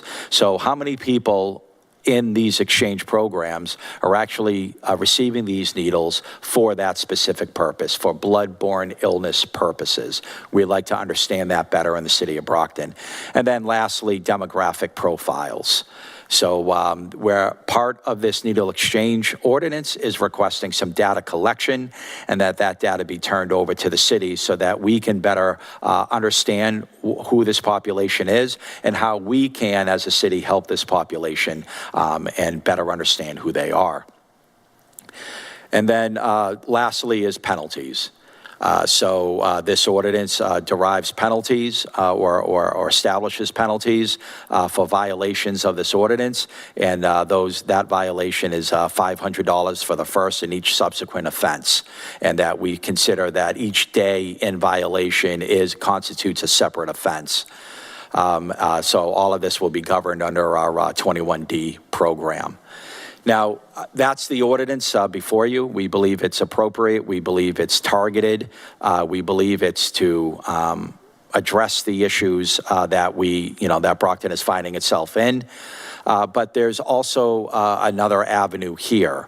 So not only are we seeking to address this matter, needle distribution, through this ordinance, but we're also looking to amend our memorandum of understanding with the distributors. The city of Brockton engages in 5-year contracts or memorandums of understanding with our needle distributors in the city of Brockton. That memorandum expires in June of this year, or June or July of this year.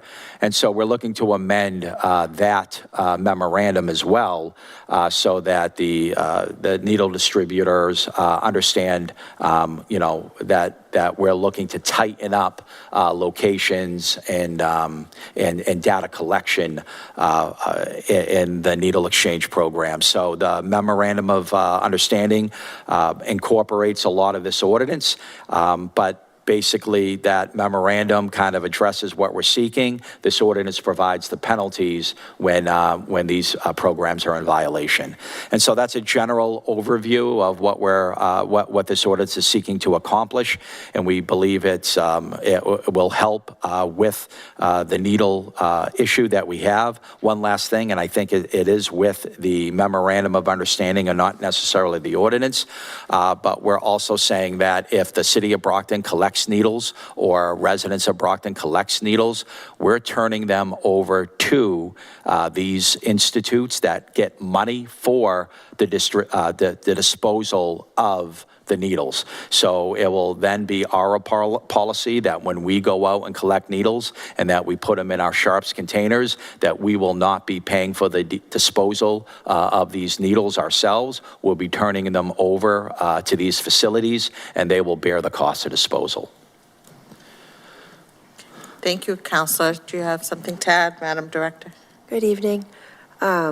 So some of the reasoning behind this ordinance, and as Councilor Thompson had mentioned, us working on this for several years now, a very large portion of the complaints that I get obviously revolves around our unhoused population, but more specifically, the debris or the needles that are left behind in certain areas, especially encampments, under the bridges, areas that are very popular like the parks.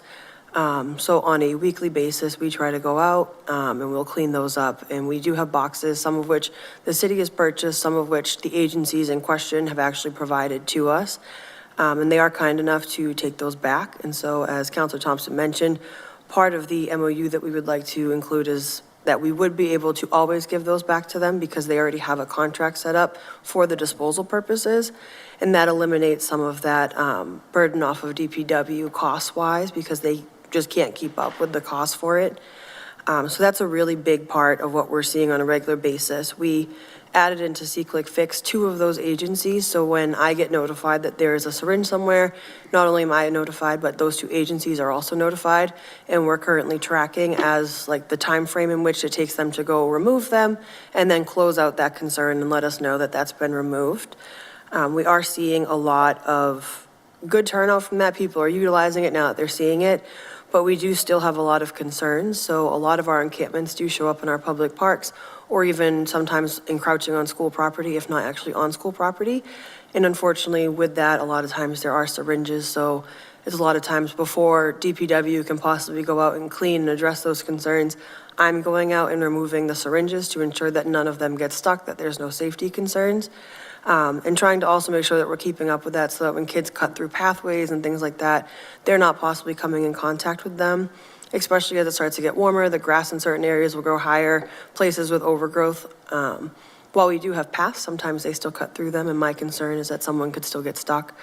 So I do believe that the way that this ordinance is phrased right now, it will cut back on quite a bit of the concerns we have. Obviously, people will still bring them to places, but notifying the agencies has become easier. Our relationship with them is something that we're really building upon and trying to improve to ensure that that open communication remains and that we're just getting the information back from them to add to things like our city's needs assessments when we do them, being able to inform new approaches that we're taking for evidence-based practices, in the process of currently looking into opening a day center for our unhoused population. This is something that we're also considering. What might that look like? How could we possibly incorporate those agencies into that process to make sure that everything we're doing has an all-encompassing approach? And I think that this ordinance is a great place for us to start to address a lot of the safety concerns that I'm getting from our public on a regular basis, as well as ways that I'm able to then help protect our staff that are going out and cleaning to make sure that they are also safe and that the safety of them is kept in mind on a regular basis so that they can continue to do their work. So. Thank you. Before I open it up to questions by the councils, I just have a quick question, because under definition, I was going to ask you, Jasmine, can you tell us who the 2 agencies are or the 3 agencies? So one of them is the BAMSI COPE Center. Right. So specifically, BAMSI in general is able to provide syringes from some of their HIV-related programming, but the COPE Center is one of the largest ones because they provide testing on site as well and harm reduction services. Brockton Neighborhood Health Center has both the health center and then the mobile unit that goes out and is able to park in different locations. And then there's also a program through Health Imperatives that, if requested, is able to provide syringes. They're not as popular of an option that we see giving them out, because it's usually like in office and it is based off of a specific request. But we also want to make sure that we're including anybody in this that could possibly fit into the criteria for this and making sure that we're getting back all of the data we can possibly get. Okay, so that's where, and I don't know what Mass General Law 94G is, but at the bottom, in Section 2 definitions, it says this definition shall not apply to any business or organization regulated by Mass General Law. So aren't these agencies regulated by Mass General Law? To an extent. So what this would do is that covers some of the stuff. So controlled substances, that's Okay. why that's in there, because of the drug portion. What we're looking to do is purely just for the syringe portion. So the syringe distribution, we cannot stop them from however many they give out. That's regulated by the state. So they follow the Department of Public Health guidelines for that. We are just asking that they only distribute them in certain places and following certain guidelines to ensure that they are going to the people that they're supposed to be. And by getting that demographic information, we are able to track that. Obviously, there are instances where we do know that some of that might be off. People give false information sometimes, but it does give us a better sense of who's being served on a regular basis versus just the information that our office might be able to collect or vice versa. Okay, thank you. Counselors, do you have questions? Sorry, before, the Brockton Police Department was an integral part of developing this ordinance, and I know we have the chief and Yes. Sergeant Skinner and Lieutenant Schliemann as invited guests, and I'd love to hear them speak on the matter as well. They want to speak on it. They are here in the chambers. Did you, Sergeant, Lieutenant, Chief, either one, any of, or all? Good evening. Good evening, Sergeant. I'm not sure how I follow Councilor Thompson and Jasmine on this, but I guess in a nutshell, we're just looking to have accountability for the different folks that hang out these needles. We don't want them on the streets. We would like some sort of metrics to keep an eye on how many we give out. And at the end of the day, we just don't want children, families to be harmed by having their schools, parks, or on public property. So. Thank you, Sergeant. Chief or Lieutenant, did you want to chime in, or? No? Okay. Counselor's question. Oh, Commissioner McCullough, did you want to speak on this? I mean, to be honest, I was hoping that we could get these agencies to actually do an exchange. We had them before us a few years ago, and we're just baffled that, it's called an exchange program, but nobody's exchanging, and that to me is just, it is. But whatever we can do, we will do. Okay, Commissioner, Hello the floor is yours. So I think this is a great program. I feel like we are trying to, restrict certain areas and things like that. And I understand that. There's also an age restriction here as well. State law doesn't mention age at all. What I fear is that those even below the age of 18, if they are substance users, this is going to, impact them if they're not allowed to participate in this program because of their age. And I don't know even if they collect ages. That I don't believe that is a question that they ask. So I don't think we should put age limits on this. Syringes aren't just used for substance use. They are used for medication as well. And they are, there to collect syringes from, people who, use it for medication purposes. So I don't know if we could regulate or if we should regulate it by age or, make an age limit on this. I think it's just limiting and will also put, people at risk. So that's one recommendation that I have. But I believe, and also the fine structure, it's $500 and it mentions shall. I think it should be may, because I feel like there's going to be a lot of instances where there's going to be instances where you are, exchanging needles within 1,000 feet of a school. There are schools everywhere. We have city buildings everywhere. And if we want the population to be safe, I think we should do everything in our power to make sure that the population is safe. And stating shall instead of may, I think will be a great change, because we have to think about this, from a stance of, things happen, right? And if we are trying to protect the public, we're going to do everything that we can, regardless of where we are within the school. If there's a needle that needs to be exchanged, if there's needles that need to be collected because they're there, then that's just what we're going to need to do. So those are my recommendations for this. Thank you. Councilors? Councilor Castro? Thank you. I appreciate all your comments. So what we're trying to do in this ordinance is we're trying to regulate operation of needle exchange, and then we're trying to regulate quarterly reports so that, and what's being presented. So my first question is, who enforces this? So the report, This is each of these. it's the Health and Human Services Board of Health. So you enforce, so you're out noticing where mobile needle exchange units are doing business? So they would be doing business according to their plan. So as Jasmine mentioned, they're guided by the state. The needle exchange program is guided by the state. They signed a contract or a form with the previous Board of Health that was approved by them through the 3-person board.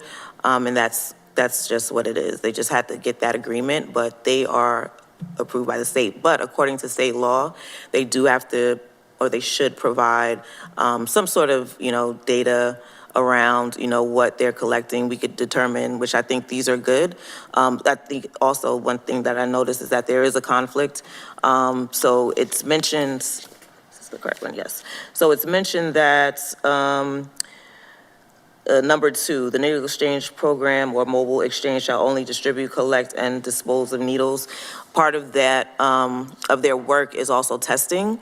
And I just noticed that there is some data collection on, how many tests have we done for HIV, all those things. So I think we should add that to number 2 as part of, their regular work as well, to make sure that, there is no conflict in what we're trying to collect and what they're doing.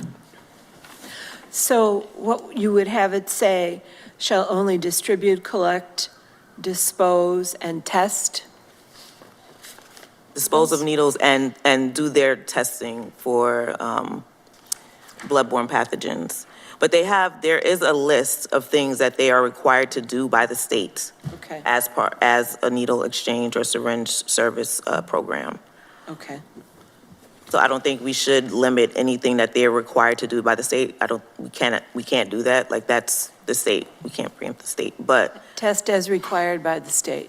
They also provide mental health services, and some of the the mobile unit will provide mental health services as they move around. So that part might need to just be changed in general to providing the services through the guidelines of the state, but nothing more, just to ensure that we have a clear understanding of what they're doing. and we could provide you what those guidelines are. I have them here as well. But yeah, so as long as we're not restricting them from what they are required to do by the state, I think we'll be fine. Okay.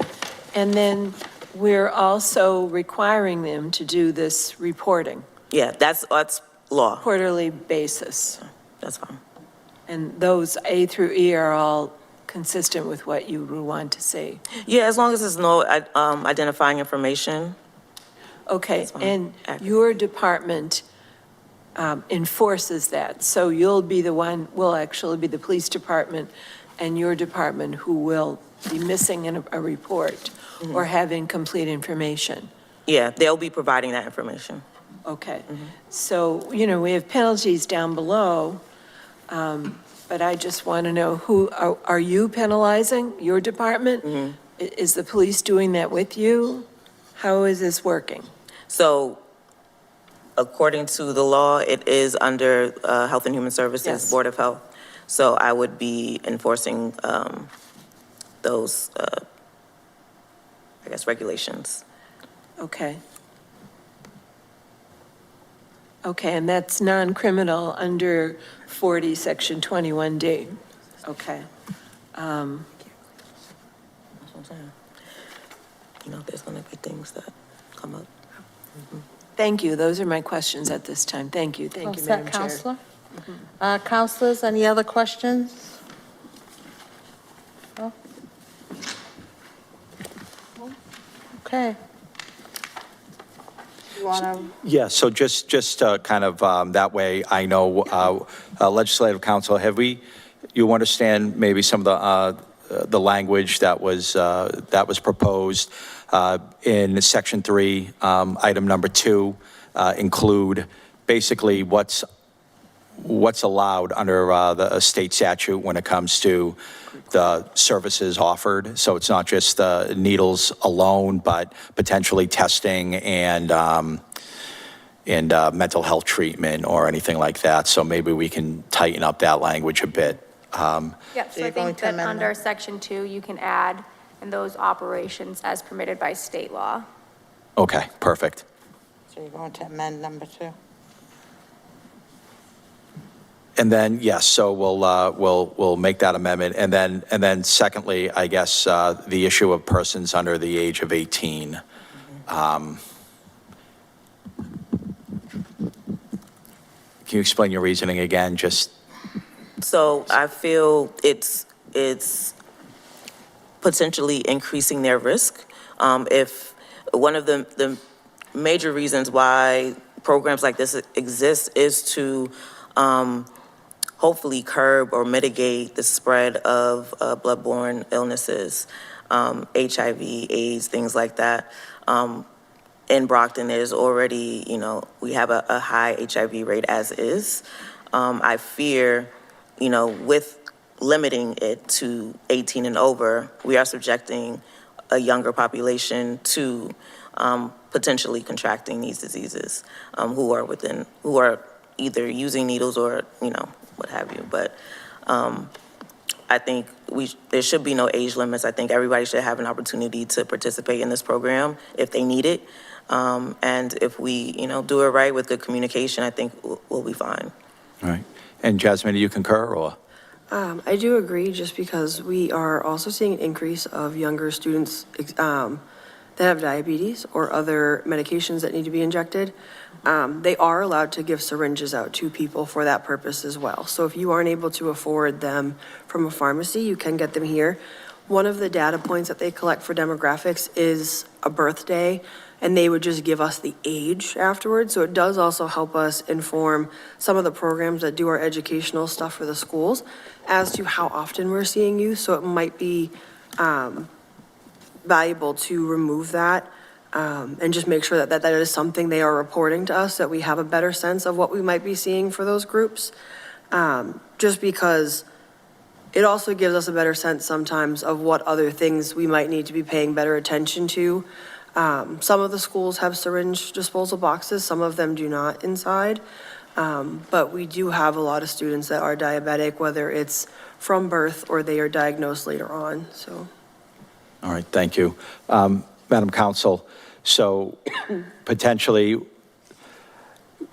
that the age issue falls under the definition of needle exchange program participant, right? I think you can just delete the entire definition. But don't we speak to participants in other parts? Correct, but if you're only limiting what the age is, then you don't need to identify what a participant is. It would be understood by normal course of language. Okay, all right. I'm gonna, And there was also the may instead of shall in section 5A. all right, so I'm gonna make I'll make three separate amendments, and that way everybody can weigh in on each one individually instead of one amendment as a whole. So I will start with, I make a motion to amend the ordinance by striking the definition of needle exchange program participant. Is there a second? Second. Motion's been made to amend. All those in favor? All those opposed? That amendment passes. Secondly, I make amendment to amend Section 3, item number 2, by including language stated by the council. Legislative Council. If you could just put that on the record. Yep, and these, and add, and those operations as permitted by state law. Okay. Second. Motion's been made and probably seconded to accept the amendment. All those in favor? All those opposed? The amendment passes. Then lastly, I make I make a motion to amend Section 5 penalties, item A, where is it? Oh, for, change the word shall, wait, there's shall twice. So shall in the first instance relating to mobile exchange found in violation of this section shall be fined $500. That instance of shall be amended to may. Is there a second? Second. A motion's been made, properly seconded to accept the amendment. All those in favor? All those opposed? The amendment passes. Yes. Then, 3 stays. Oh, I'm sorry. He did that. No, he did up here. Oh, and he did this one. Shannon put in the Right, 2. wording. What about 3? Oh, okay. I'm not sure. Did you? What are we looking want at? to do number 3? Section 3, number 3. okay, yes. So make a motion to amend Section 3, Item 3. No needle exchange program or mobile exchange shall knowingly distribute needles to persons less than 18 years of age. Second. A motion's been made and properly seconded to accept the amendment. All those in favor? All those opposed? The amendment passes. Now, do we have a motion on the whole order? I'll make a motion to recommend favorably the ordinance as amended to the full city council. Second. A motion's been made and properly seconded to accept this, to recommend this favorably back to the full city council as amended. All those in favor? All those opposed? It passes as amended. Thank you. Right. Thank you. Thank you. Thank you. And thank you all for the work. Jasmine, Brockton Police, Wadeja, thank you for your work on this.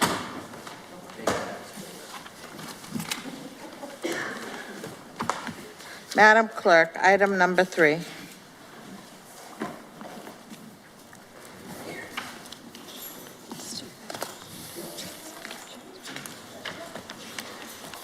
Item number 3, ordinance, amending Article 5, Stormwater Management Ordinance, invited to attend Commissioner, DPW Patrick Hill. She doesn't read them anyway. Good evening, Commissioner. Good evening, councilors. I brought this ordinance change to you because I think that this program, the stormwater program, has developed quite a bit of confusion amongst the world outside with the developments that are going on with the stormwater ordinance as it exists, as the state's stormwater permit as it exists is different than our stormwater permit in our stormwater ordinance, which realistically has created a lot of back and forth, a lot of time wasted. And I don't want to say wasted, but because the city has adopted a standard that is very stringent and the state standard to some degree is less stringent, what we're asking developers to do now is to develop a stormwater plan based on the state standard and then turning around and then asking them to develop a plan based on the city standard, which has delayed and in some instances has caused developers to withdraw from projects. Some of these reviews can take 6 months, 7 months. They're very complex. There's a lot of back and forth with and frustration with the developers. The city engineer, Mr. Ordinance, had presented this to you in 2017. The permit was issued by the state in 2016. We adopted this ordinance in 2017. And since that time, this is just, there's been a lot of havoc with this. So after years of discussion, with both the former mayor, Mayor Sullivan, and the current mayor. I've sat down with one of our consultants that we use for a lot of our stormwater reviews, Apex, and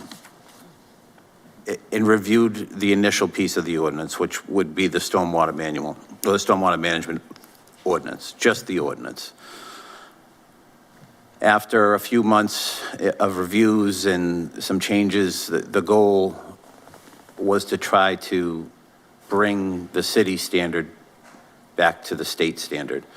Because, again, I think we're discouraging developers by the stringent terms of our ordinance. I think it's costing them money. I think it's cost the city a lot of money, the Stormwater Authority, in the review process. So we're trying to kind of streamline this and replicate what other communities around us do. And I brought Mr. Steers here with me. I know he was not invited, but If there's no objection, we can, I'm sorry, Mr. this is Darren Steers. He's a professional engineer. He works for Apex. He is our primary point of contact through all of our stormwater review projects.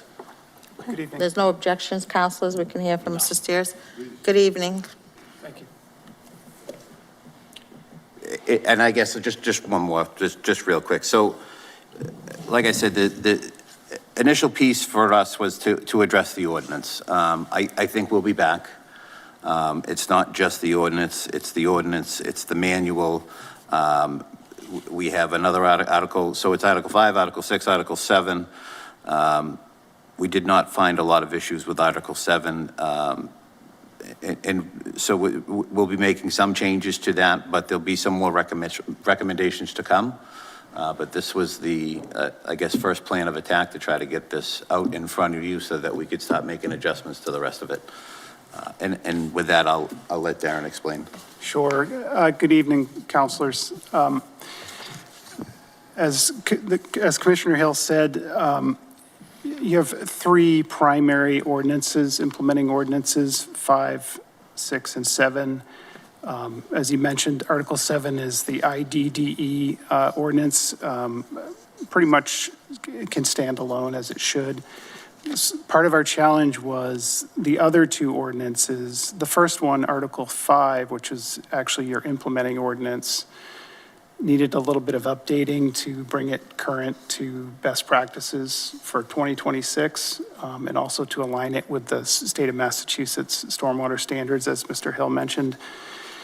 The second thing, Article 6, which is called your Stormwater Management Manual. Typically, we don't see that as an ordinance. That's a rule or a rule and regulation that's administered by the Stormwater Authority. So our suggestion would be that you remove that as an ordinance, repeal Article 6, and then we would, some of the complications that are arising from applicants and frankly from consultants reviewing occur actually in the Stormwater Manual article. And there's a combination of repetition in there with the implementing ordinance and also confliction with the state of Massachusetts standards and even itself in some situations. So what we decided to start with was Article 5, start at the beginning.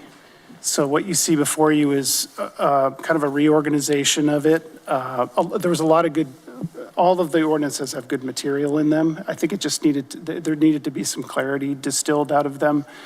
I did reorganize the article to follow a little bit more what we're used to seeing in other communities. Again, the ordinance itself should just be the purpose and authority, and you all know this is what you're doing every night here.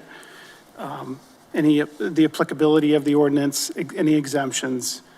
And then specific to stormwater ordinances, we have a category for post-construction stormwater management and construction phase management. So construction phase management is like your erosion control and all that stuff. And then post-construction is how they're going to maintain their facilities in perpetuity. So Commissioner Hill is not having to run out there and take care of these things. There is an inspection and enforcement compliance measure in there as well.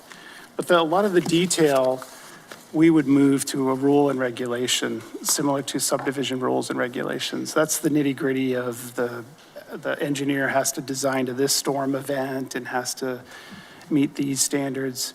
And typically, again, we would defer primarily to the Massachusetts stormwater standards because that's what most engineers are used to designing to, with whatever caveats the city wants to input into that section of ordinance. So, and then the last thing is, following that, there is some discussion of stormwater in your subdivision rules and regulations. I know that's not under your purview, but just to let you know that we would probably, those were last updated in 2018. I would suggest to the planning board that they go in and true those up against these stormwater regulations, because again, there's conflicting references in both. So I'll stop there and open to any questions. Thank you.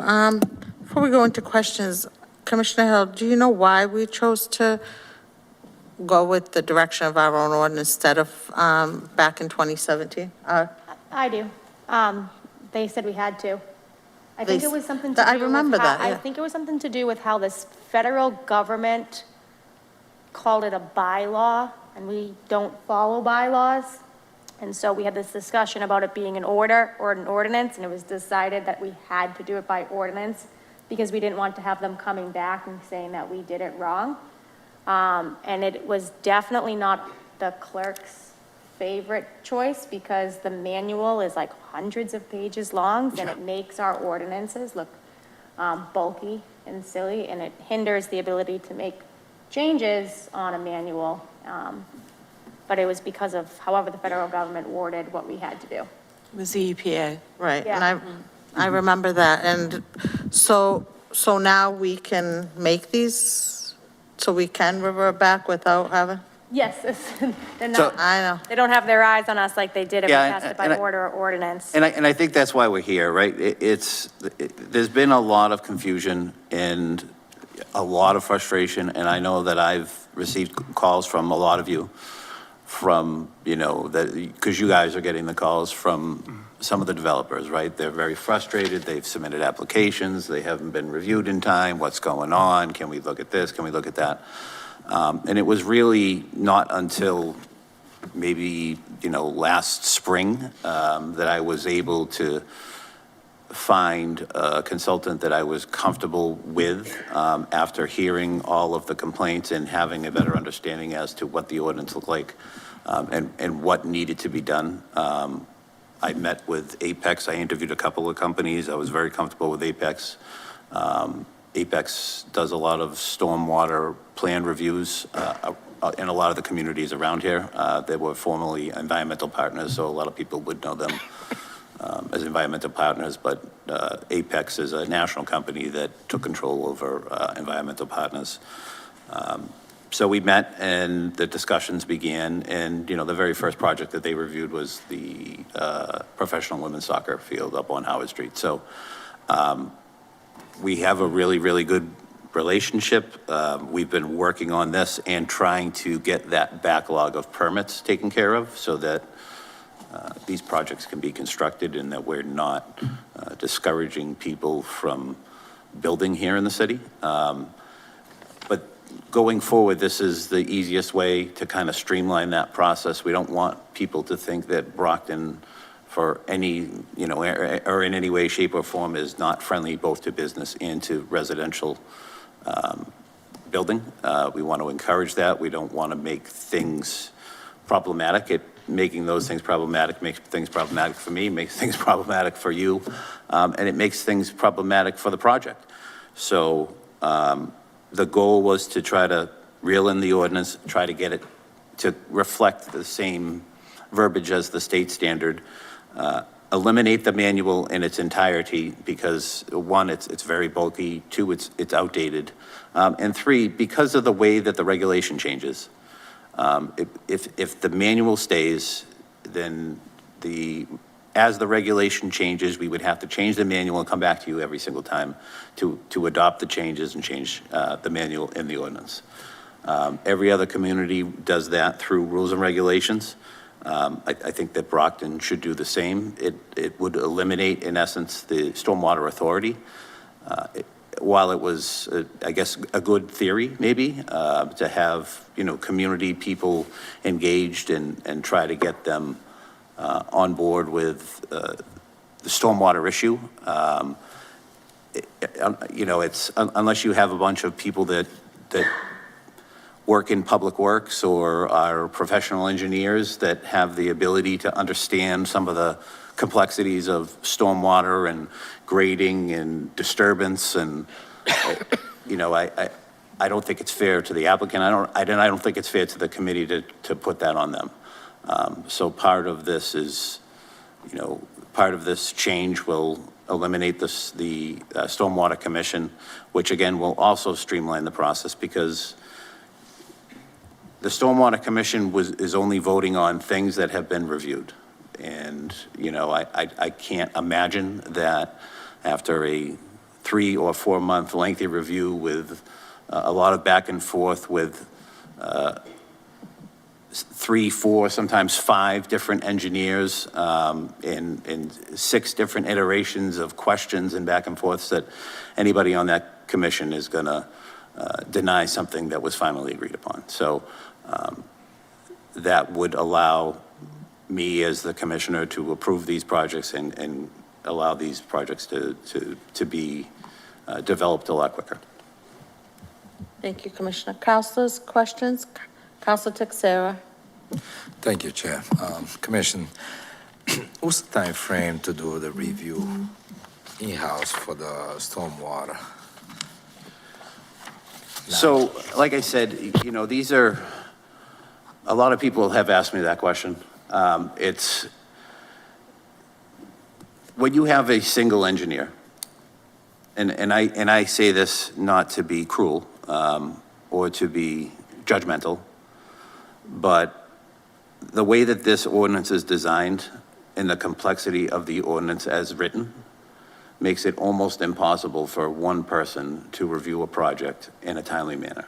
So a project that could be reviewed by several engineers and probably at least get to the comment phase within a week may take a single engineer a month and a half. It may take him 2 months. The other problem with that is that you're I guess pitting 2 professionals against each other. So it's one person opinions versus the other. And unfortunately, we only have one professional engineer here in the city, and sometimes personalities get in the way, and that in itself was holding up things. So this was meant to take kind of, and I don't want to call it politics, but almost take kind of the politics away from that, to kind of streamline the process to a group of people that do this every single day. It's not one person, it's several. They certainly have access to things that we don't have access to here in the city with, programming and expertise. Stormwater is a specialty, is a specialty of civil engineering. Some people just do stormwater, some people just do electrical engineering, some people just do water and sewer and utility mapping. And, I think it was set up to fail from the beginning. And, I'm hopeful that this will kind of streamline that process. It has also identified some other issues that we've, I guess, never kind of thought of, not just necessarily as a stormwater commission or as a DPW, but as a city as a whole. Part of the rules and regulations we hope will be that, one, that the applicant will be paying for the stormwater review. 2, the applicant will also have to pay for site visits, and we will keep retainage on any project until we get as-built plans.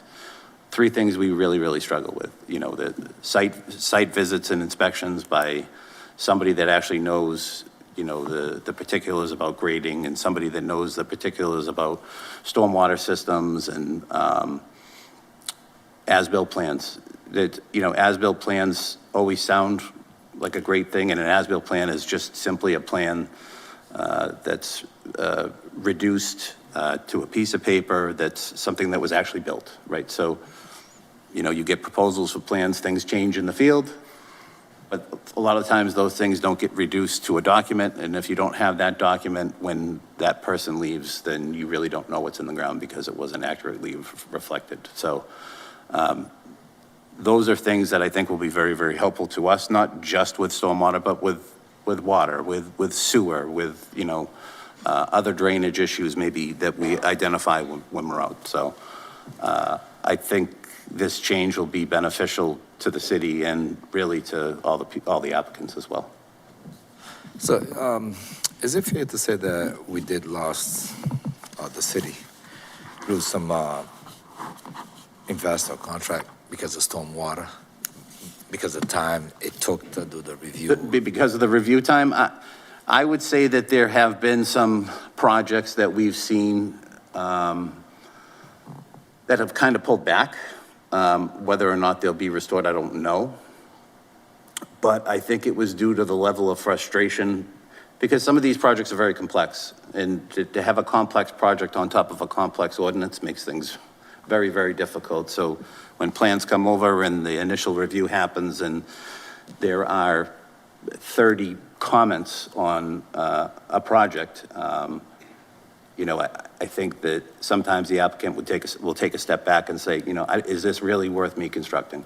Is this really worth another 6 months of review to try to get to something that maybe the city will be happy with? And how much is it going to cost in the end for me to develop it? So I don't think we'll see that anymore. I know that since we've had Apex reviewing our plans, we certainly have sped up that process. There still is a little bit of frustration with some of the projects that are existing now because we're still reviewing to the current ordinance. So even the projects that we have with a third party, with several engineers, is still taking time. But we hope that the change will speed those things up. And it's not, we're not putting anything, other residents in jeopardy. We're not, you know, turning a blind eye to stormwater regulations. We're just trying to be like everybody else, all the other communities around here.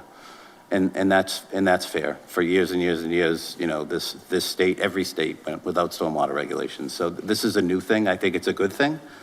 But it's going to take a little bit of time for people to get used to. And, you know, no matter what, we're still going to have a standard. And that's going to be the state standard. And I think in a case like this, that's what it should be. But that will definitely expedite the process that will, if you send outside, right, to Apex. What's the time frame that will be with the Apex versus? Every project is different based on the complexity, you know. But I mean, if a typical review, I guess be mindful too that some of this or some of those reviews would simply be a peer review, right? So that the project will have been designed to the state standard already. It won't have to be redesigned to the city standard. So if there's a project that was designed to the state standard, then Apex would simply be reviewing the stormwater project as submitted in the planning phase. So, I mean, this will be like lightning speed, I guess, in comparison to the way the projects have been. All right. Appreciate it. Thank you, Commissioner. Thank you, All Chair. set, Counselor? Any other questions? Counselor Nacastro? Thank you. I started researching this a few weeks ago. I've looked at Newton, New Bedford, and Lawrence. And I'm not thrilled with what's in front of us. I don't want to give, I like having an authority with citizens on it, I do. And certainly, just like with Concom, we can have consultants who do the technical work and advise them and make suggestions. But if zoning can do it and planning can do it and conservation can do it, I think stormwater can do it too. I do receive emails from constituents about this. Required meetings haven't been held. Minutes haven't been posted. Commitments to the Attorney General's office haven't been followed through on. There have been a lot of issues. I want to take a stab at creating an ordinance that combines the best of the other ordinances. We passed the first ordinance in 2019. We passed the second one, in 2019. And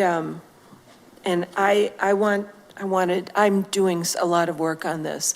I would ask my colleagues to indulge me and continue this, because I just think it's vague, and putting the decision-making into the hands of any DPW commissioner, I don't think is prudent. I think it belongs with an authority, with citizenry, getting input from city employees and from consultants. I really do. I appreciate the situation that we're in. I probably know more about it than most people. I've talked to the conservation agent at length about it, and I'm willing to work on it and get it done as soon as possible. But I don't care for this. I think we have to take the best of the last one and perhaps merge it in with some other things that are proposed tonight. And I feel really strongly about it. Yeah. I do. You all set, Counselor? Yes. Bringing up the conservation agent, I do want to let the committee know that I did receive an email from him. And he said that he was concerned about this and that he had information. I asked him to forward it, but I never received anything. So I just want to let you know that I never received any information from him. I don't know if any of you have, but besides that original information. Okay. And just for the purposes of clarity, I mean, the conservation agent was involved in this process. So when we initially met with Apex to discuss the changes, he was there. When we talked about the inconsistencies with the manual and the inconsistencies with the ordinance and the benefit of adopting the state standard, he was there. He was there. And he left happy. So I'm not sure what his particular issue is, but he has not, I guess, relayed any of that concern to me. And he hasn't to us, besides just stating that he had a concern. And I asked him to forward the information and that I would get it to the committee, but I never received anything. So I just wanted to make that, public. So. And Councilor, to address your comment about the authority versus the commissioner making the opinion, just for clarity purposes, it's the stormwater is simply a utility. I approve utilities all day, almost every day. Water utilities, it's part of my job. Stormwater projects or drainage issues, it's part of my job. Sewer issues, it's part of my job. So this isn't something that I would be unilaterally approving. It would be something that would have been reviewed at several different places. But the Stormwater Authority is not the planning board, right? The Stormwater Authority is not turning down projects. It's simply adopting a recommendation from a consultant. The planning board can deny projects. The traffic commission can reject things, but the Stormwater Authority's job is not necessarily to reject things. It's just to make sure that it's met the standard, and that standard clarification will have happened through the review process. That's true. There are a lot of, as you know, this community has a high water table, okay? And with the kind of deluge storms that we get, stormwater is becoming a real issue, certainly in the spring and the fall. And a lot of residents are very concerned. And I think I can pull from them some people to populate a stormwater authority. But I don't think this last ordinance, the one that's currently on the books, was ever carried out the way it was supposed to be. I don't disagree. And I think we've kind of lost track of the purpose of MS4, right? The purpose of MS4 was to monitor the discharge of the water into the water system, or the drainage into the river systems, and ensuring that water quality, because that's really what it's about. Right. It's ensuring that the quality of that water is not full of oils, it's not full of gases, it's not full of, other discharges that are polluting the waterways, not necessarily from the drainage side of things. As I say, I've reviewed the ordinances and the manuals for other communities. New Bedford is a really good setup. I am willing to work on it with you, but I don't find this to be adequate. And so I guess I would make a motion unless someone else has Is there something any to other say. question? Counselor Thompson has a Oh, question. go ahead. Thank you, Madam Chair, and good evening, Mr. Commissioner, and, Darren Stairs. Mrs. Stairs. Tell you, I'm not an engineering expert, but over the last 7 years, I've kind of become a government bureaucracy expert. And so essentially, what I'm hearing is that the ordinance before us is an effort to streamline a burdensome process. And believe me, when you were making references to counselors calling you saying, what the heck is going on with this project, I'll out myself and say that I've done that on a few occasions regarding the Stormwater Management Authority, and it has been a problem. And it's delayed, unnecessarily delayed projects. And when you delay, it's costs. And so we're just creating these costs for our developers. And we, Brockton needs development. We are one of those communities that begs for development in the city. And we want to make sure that our processes are clear, that they're streamlined, that they're knowable, and that we're not creating unnecessary obstacles to people who just want to build it right, and want to, whether it be for residential purposes or commercial purposes, just want to make sure that we have clear procedures and policies that they can follow.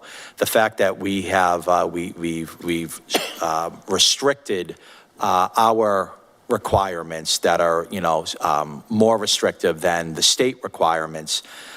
In some instances that makes sense, but it seems like in an engineering instance, maybe not so much. And so, and my understanding of the Stormwater Authority is, as you said, is a rubber stamp, essentially, of an agreed upon design or engineering plan that's been debated, peer-reviewed, and then presented over a period of time to basically lay people who you're saying that don't even have the authority to vote it down. Is that correct? They can't. Well, I guess my point is some of those boards have the authority to vote projects down, right? If somebody were to vote a review down, I mean, certainly it would have to be with some credibility, right? With some specific situation that they weren't comfortable with. But at the end of the day, when you have, both the applicant and the reviewing consultant, I guess, agreeing to something that it meets the standard, and these are people that go to school for this, these are professionals, right? That's what they do. And the authorities. I would think if somebody were to reject something like that, I mean, there's liability in that, right? There's liability from the applicant, out of concern that they came to an agreement with the consultant. And, without having somebody, I guess, as on the board that's a professional engineer making or giving an opinion, I would be concerned that again, would create liability issues for the city. Because it seems like in our other boards, some of the decisions they made are more subjective.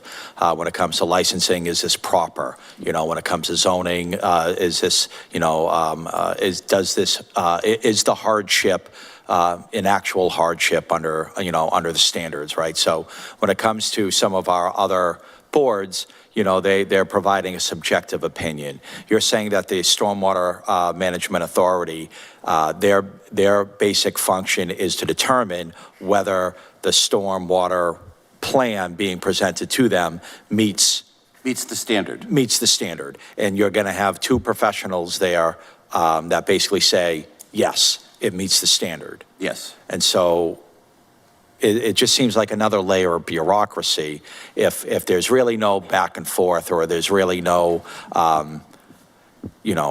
subjective nature in which people of reasonable understanding can disagree on a matter. Does this meet the standard? We have two expert engineers stating that it does meet the standard.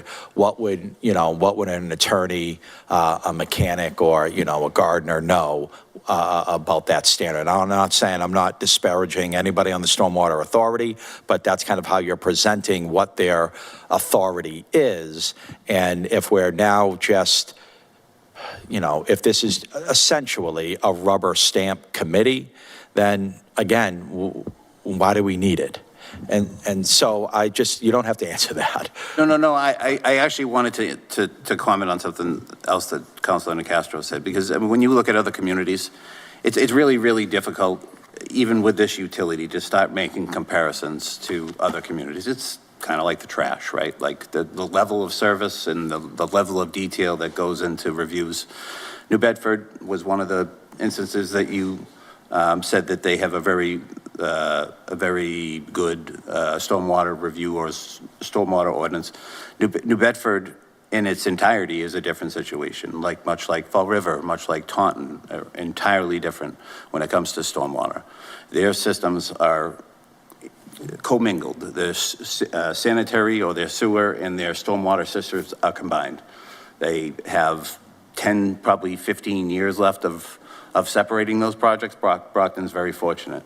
I can't speak for the other communities, but I know that was common back in the day, where the sanitary and the storm sewer systems were tied together. So it's not an apples to apples thing. The state standard exists for a reason. It's stringent enough, I think. It's a department that, like I said, I think our focus has kind of shifted away from the purpose. And I think it's time to get back to doing some of those other things, to getting some of those outfalls monitored, to get the water sampling done, to get the permitting done, to get the permit, actual permit with EPA changed, right, to adopt the state standard. Because as it is right now, our permit's out of date, and it's not even compliant with the state standard, let alone the federal. Yeah, so I mean, as you stated throughout your presentation, and as said Mrs. Stairs, that our ordinance is really kind of lacking, and it's not flexible, and it's not meeting the needs of our developers. And so I have no problem continuing this matter. I would never want to take away, an opportunity for members of this committee to further look into matters and work with the department to develop a better ordinance. I just want to make sure that, that can be done in a timely manner, and that it can be done for when for the next ordinance committee meeting, because this is a matter that we want to resolve as soon as possible, because of the backlogs, of the obstacles, of the issues that we're facing. And so I have no problem voting to postpone this matter. You don't have a motion yet. Well, I know. I'm just saying that, I'm hoping that Councilor Nicastro, you can work with Commissioner Hill, and I know you will, but that this matter is ready to go for a final vote the next time we see it. Yeah, and I'm happy to set something up too, where we could bring, Darren in, maybe set up some, whether it's an in-person meeting or some kind of Zoom meeting, if it's more convenient for people, to kind of get a better idea of what the other communities look like, how we got to where we're at, and to have a more detailed discussion about. I think that would be great, Commissioner. I think, to get an understanding of what the other communities, how they're working with this would be great for the committee. Is there a motion or? Yeah, let's make a motion to postpone to the next ordinance committee meeting. Second. A motion's been made to postpone to the next ordinance meeting and properly seconded. All those in favor? Okay, all those opposed? The matter is postponed till the next ordinance meeting. We should have one sometime this month. Thank you, Councilor. Thank you, Ms. Commissioner, Mr. Stairs. Thank you for appearing this evening. Very much. Madam Clerk, the last item, item number 4. Ordinance, an ordinance amending Chapter 2, Article 6, Division 8, Youth Council, invited to attend Mayor Moises Rodriguez or his designee.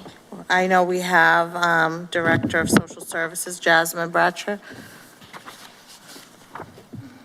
Thank you, Jasmine. And from my understanding, this is kind of just to fix some, it's really just to clean up some of the wording.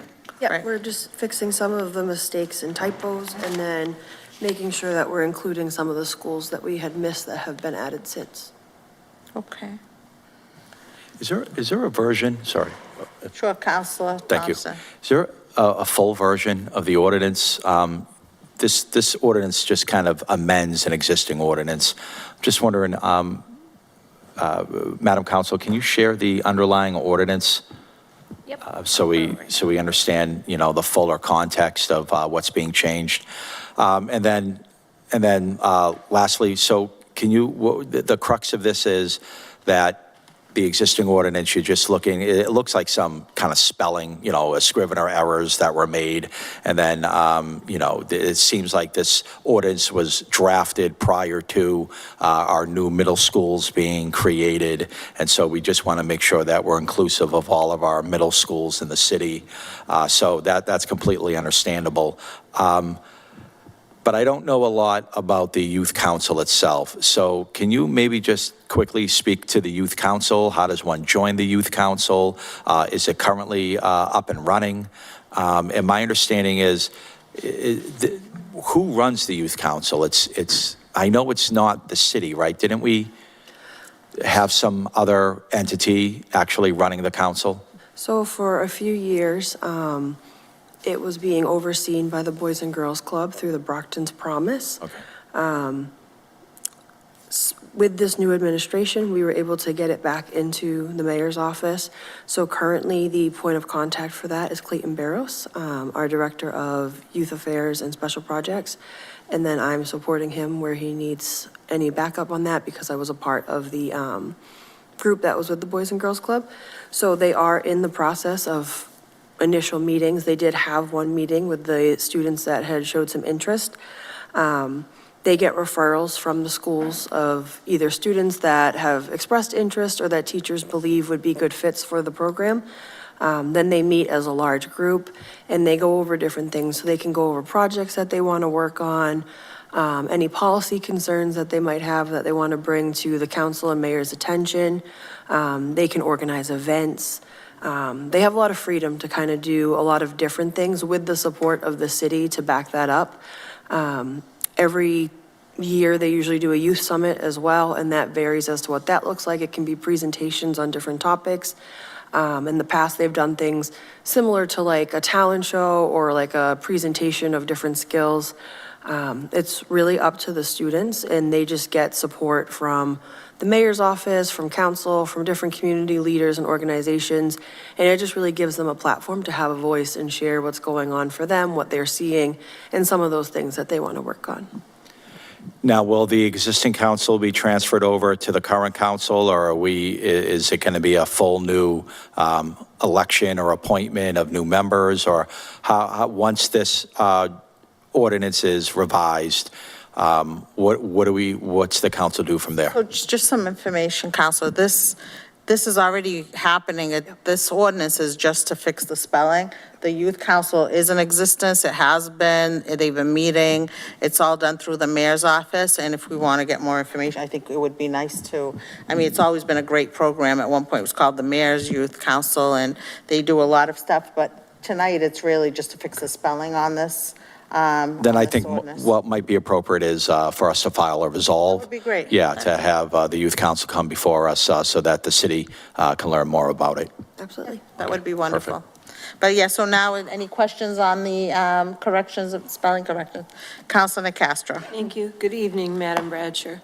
My only question is, why are the ages changing in Section A? They're going from ages 12 to 18 to ages 13 to 19. So in order for the ages to kind of fit better with the age range of students that we are seeing, most of who we see is 13 or over. That's who gets referred because of the middle school cutoff. But then we're also seeing students that might have started later in the year. So we're looking, and some of those might be 17 when they're getting ready to graduate, or we might have students that were 19 as they're preparing to graduate. And we want to make sure that it doesn't cut off them being able to join. So we made sure to up it to 19. But then there's also been concerns with other programs similar to like Brockton After Dark, where we had to change the age limits on that so that we didn't have very, very young students and then older students kind of mixing together for different things. We also have the capacity, if needed, there's information for a youth council and then a youth task force. And oftentimes the task force can encompass those students from the Brockton's Promise that I had mentioned from the Boys and Girls Club, as well as sometimes younger students that might be interested in kind of growing and getting to the point where they could join the council later on. Thank you.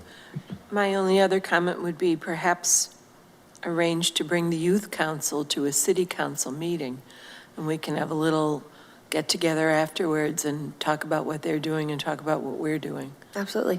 Okay. Thank you very much. Good luck with it. Of course. Thank you, Madam Thank you. Chair. Thank you. Any other questions? No? We'll entertain a motion. Motion to recommend favorably. Second. A motion's been made and properly seconded to recommend this favorably back to the full city council. All those in favor? All those opposed? Thank you. Thank you. Thank you, Jasmine. Have a great night. Motion adjourn. Second? Motion's been made and properly seconded to adjourn. All those in favor? All those opposed? We are adjourned. Great. Thank you, you all. councilors.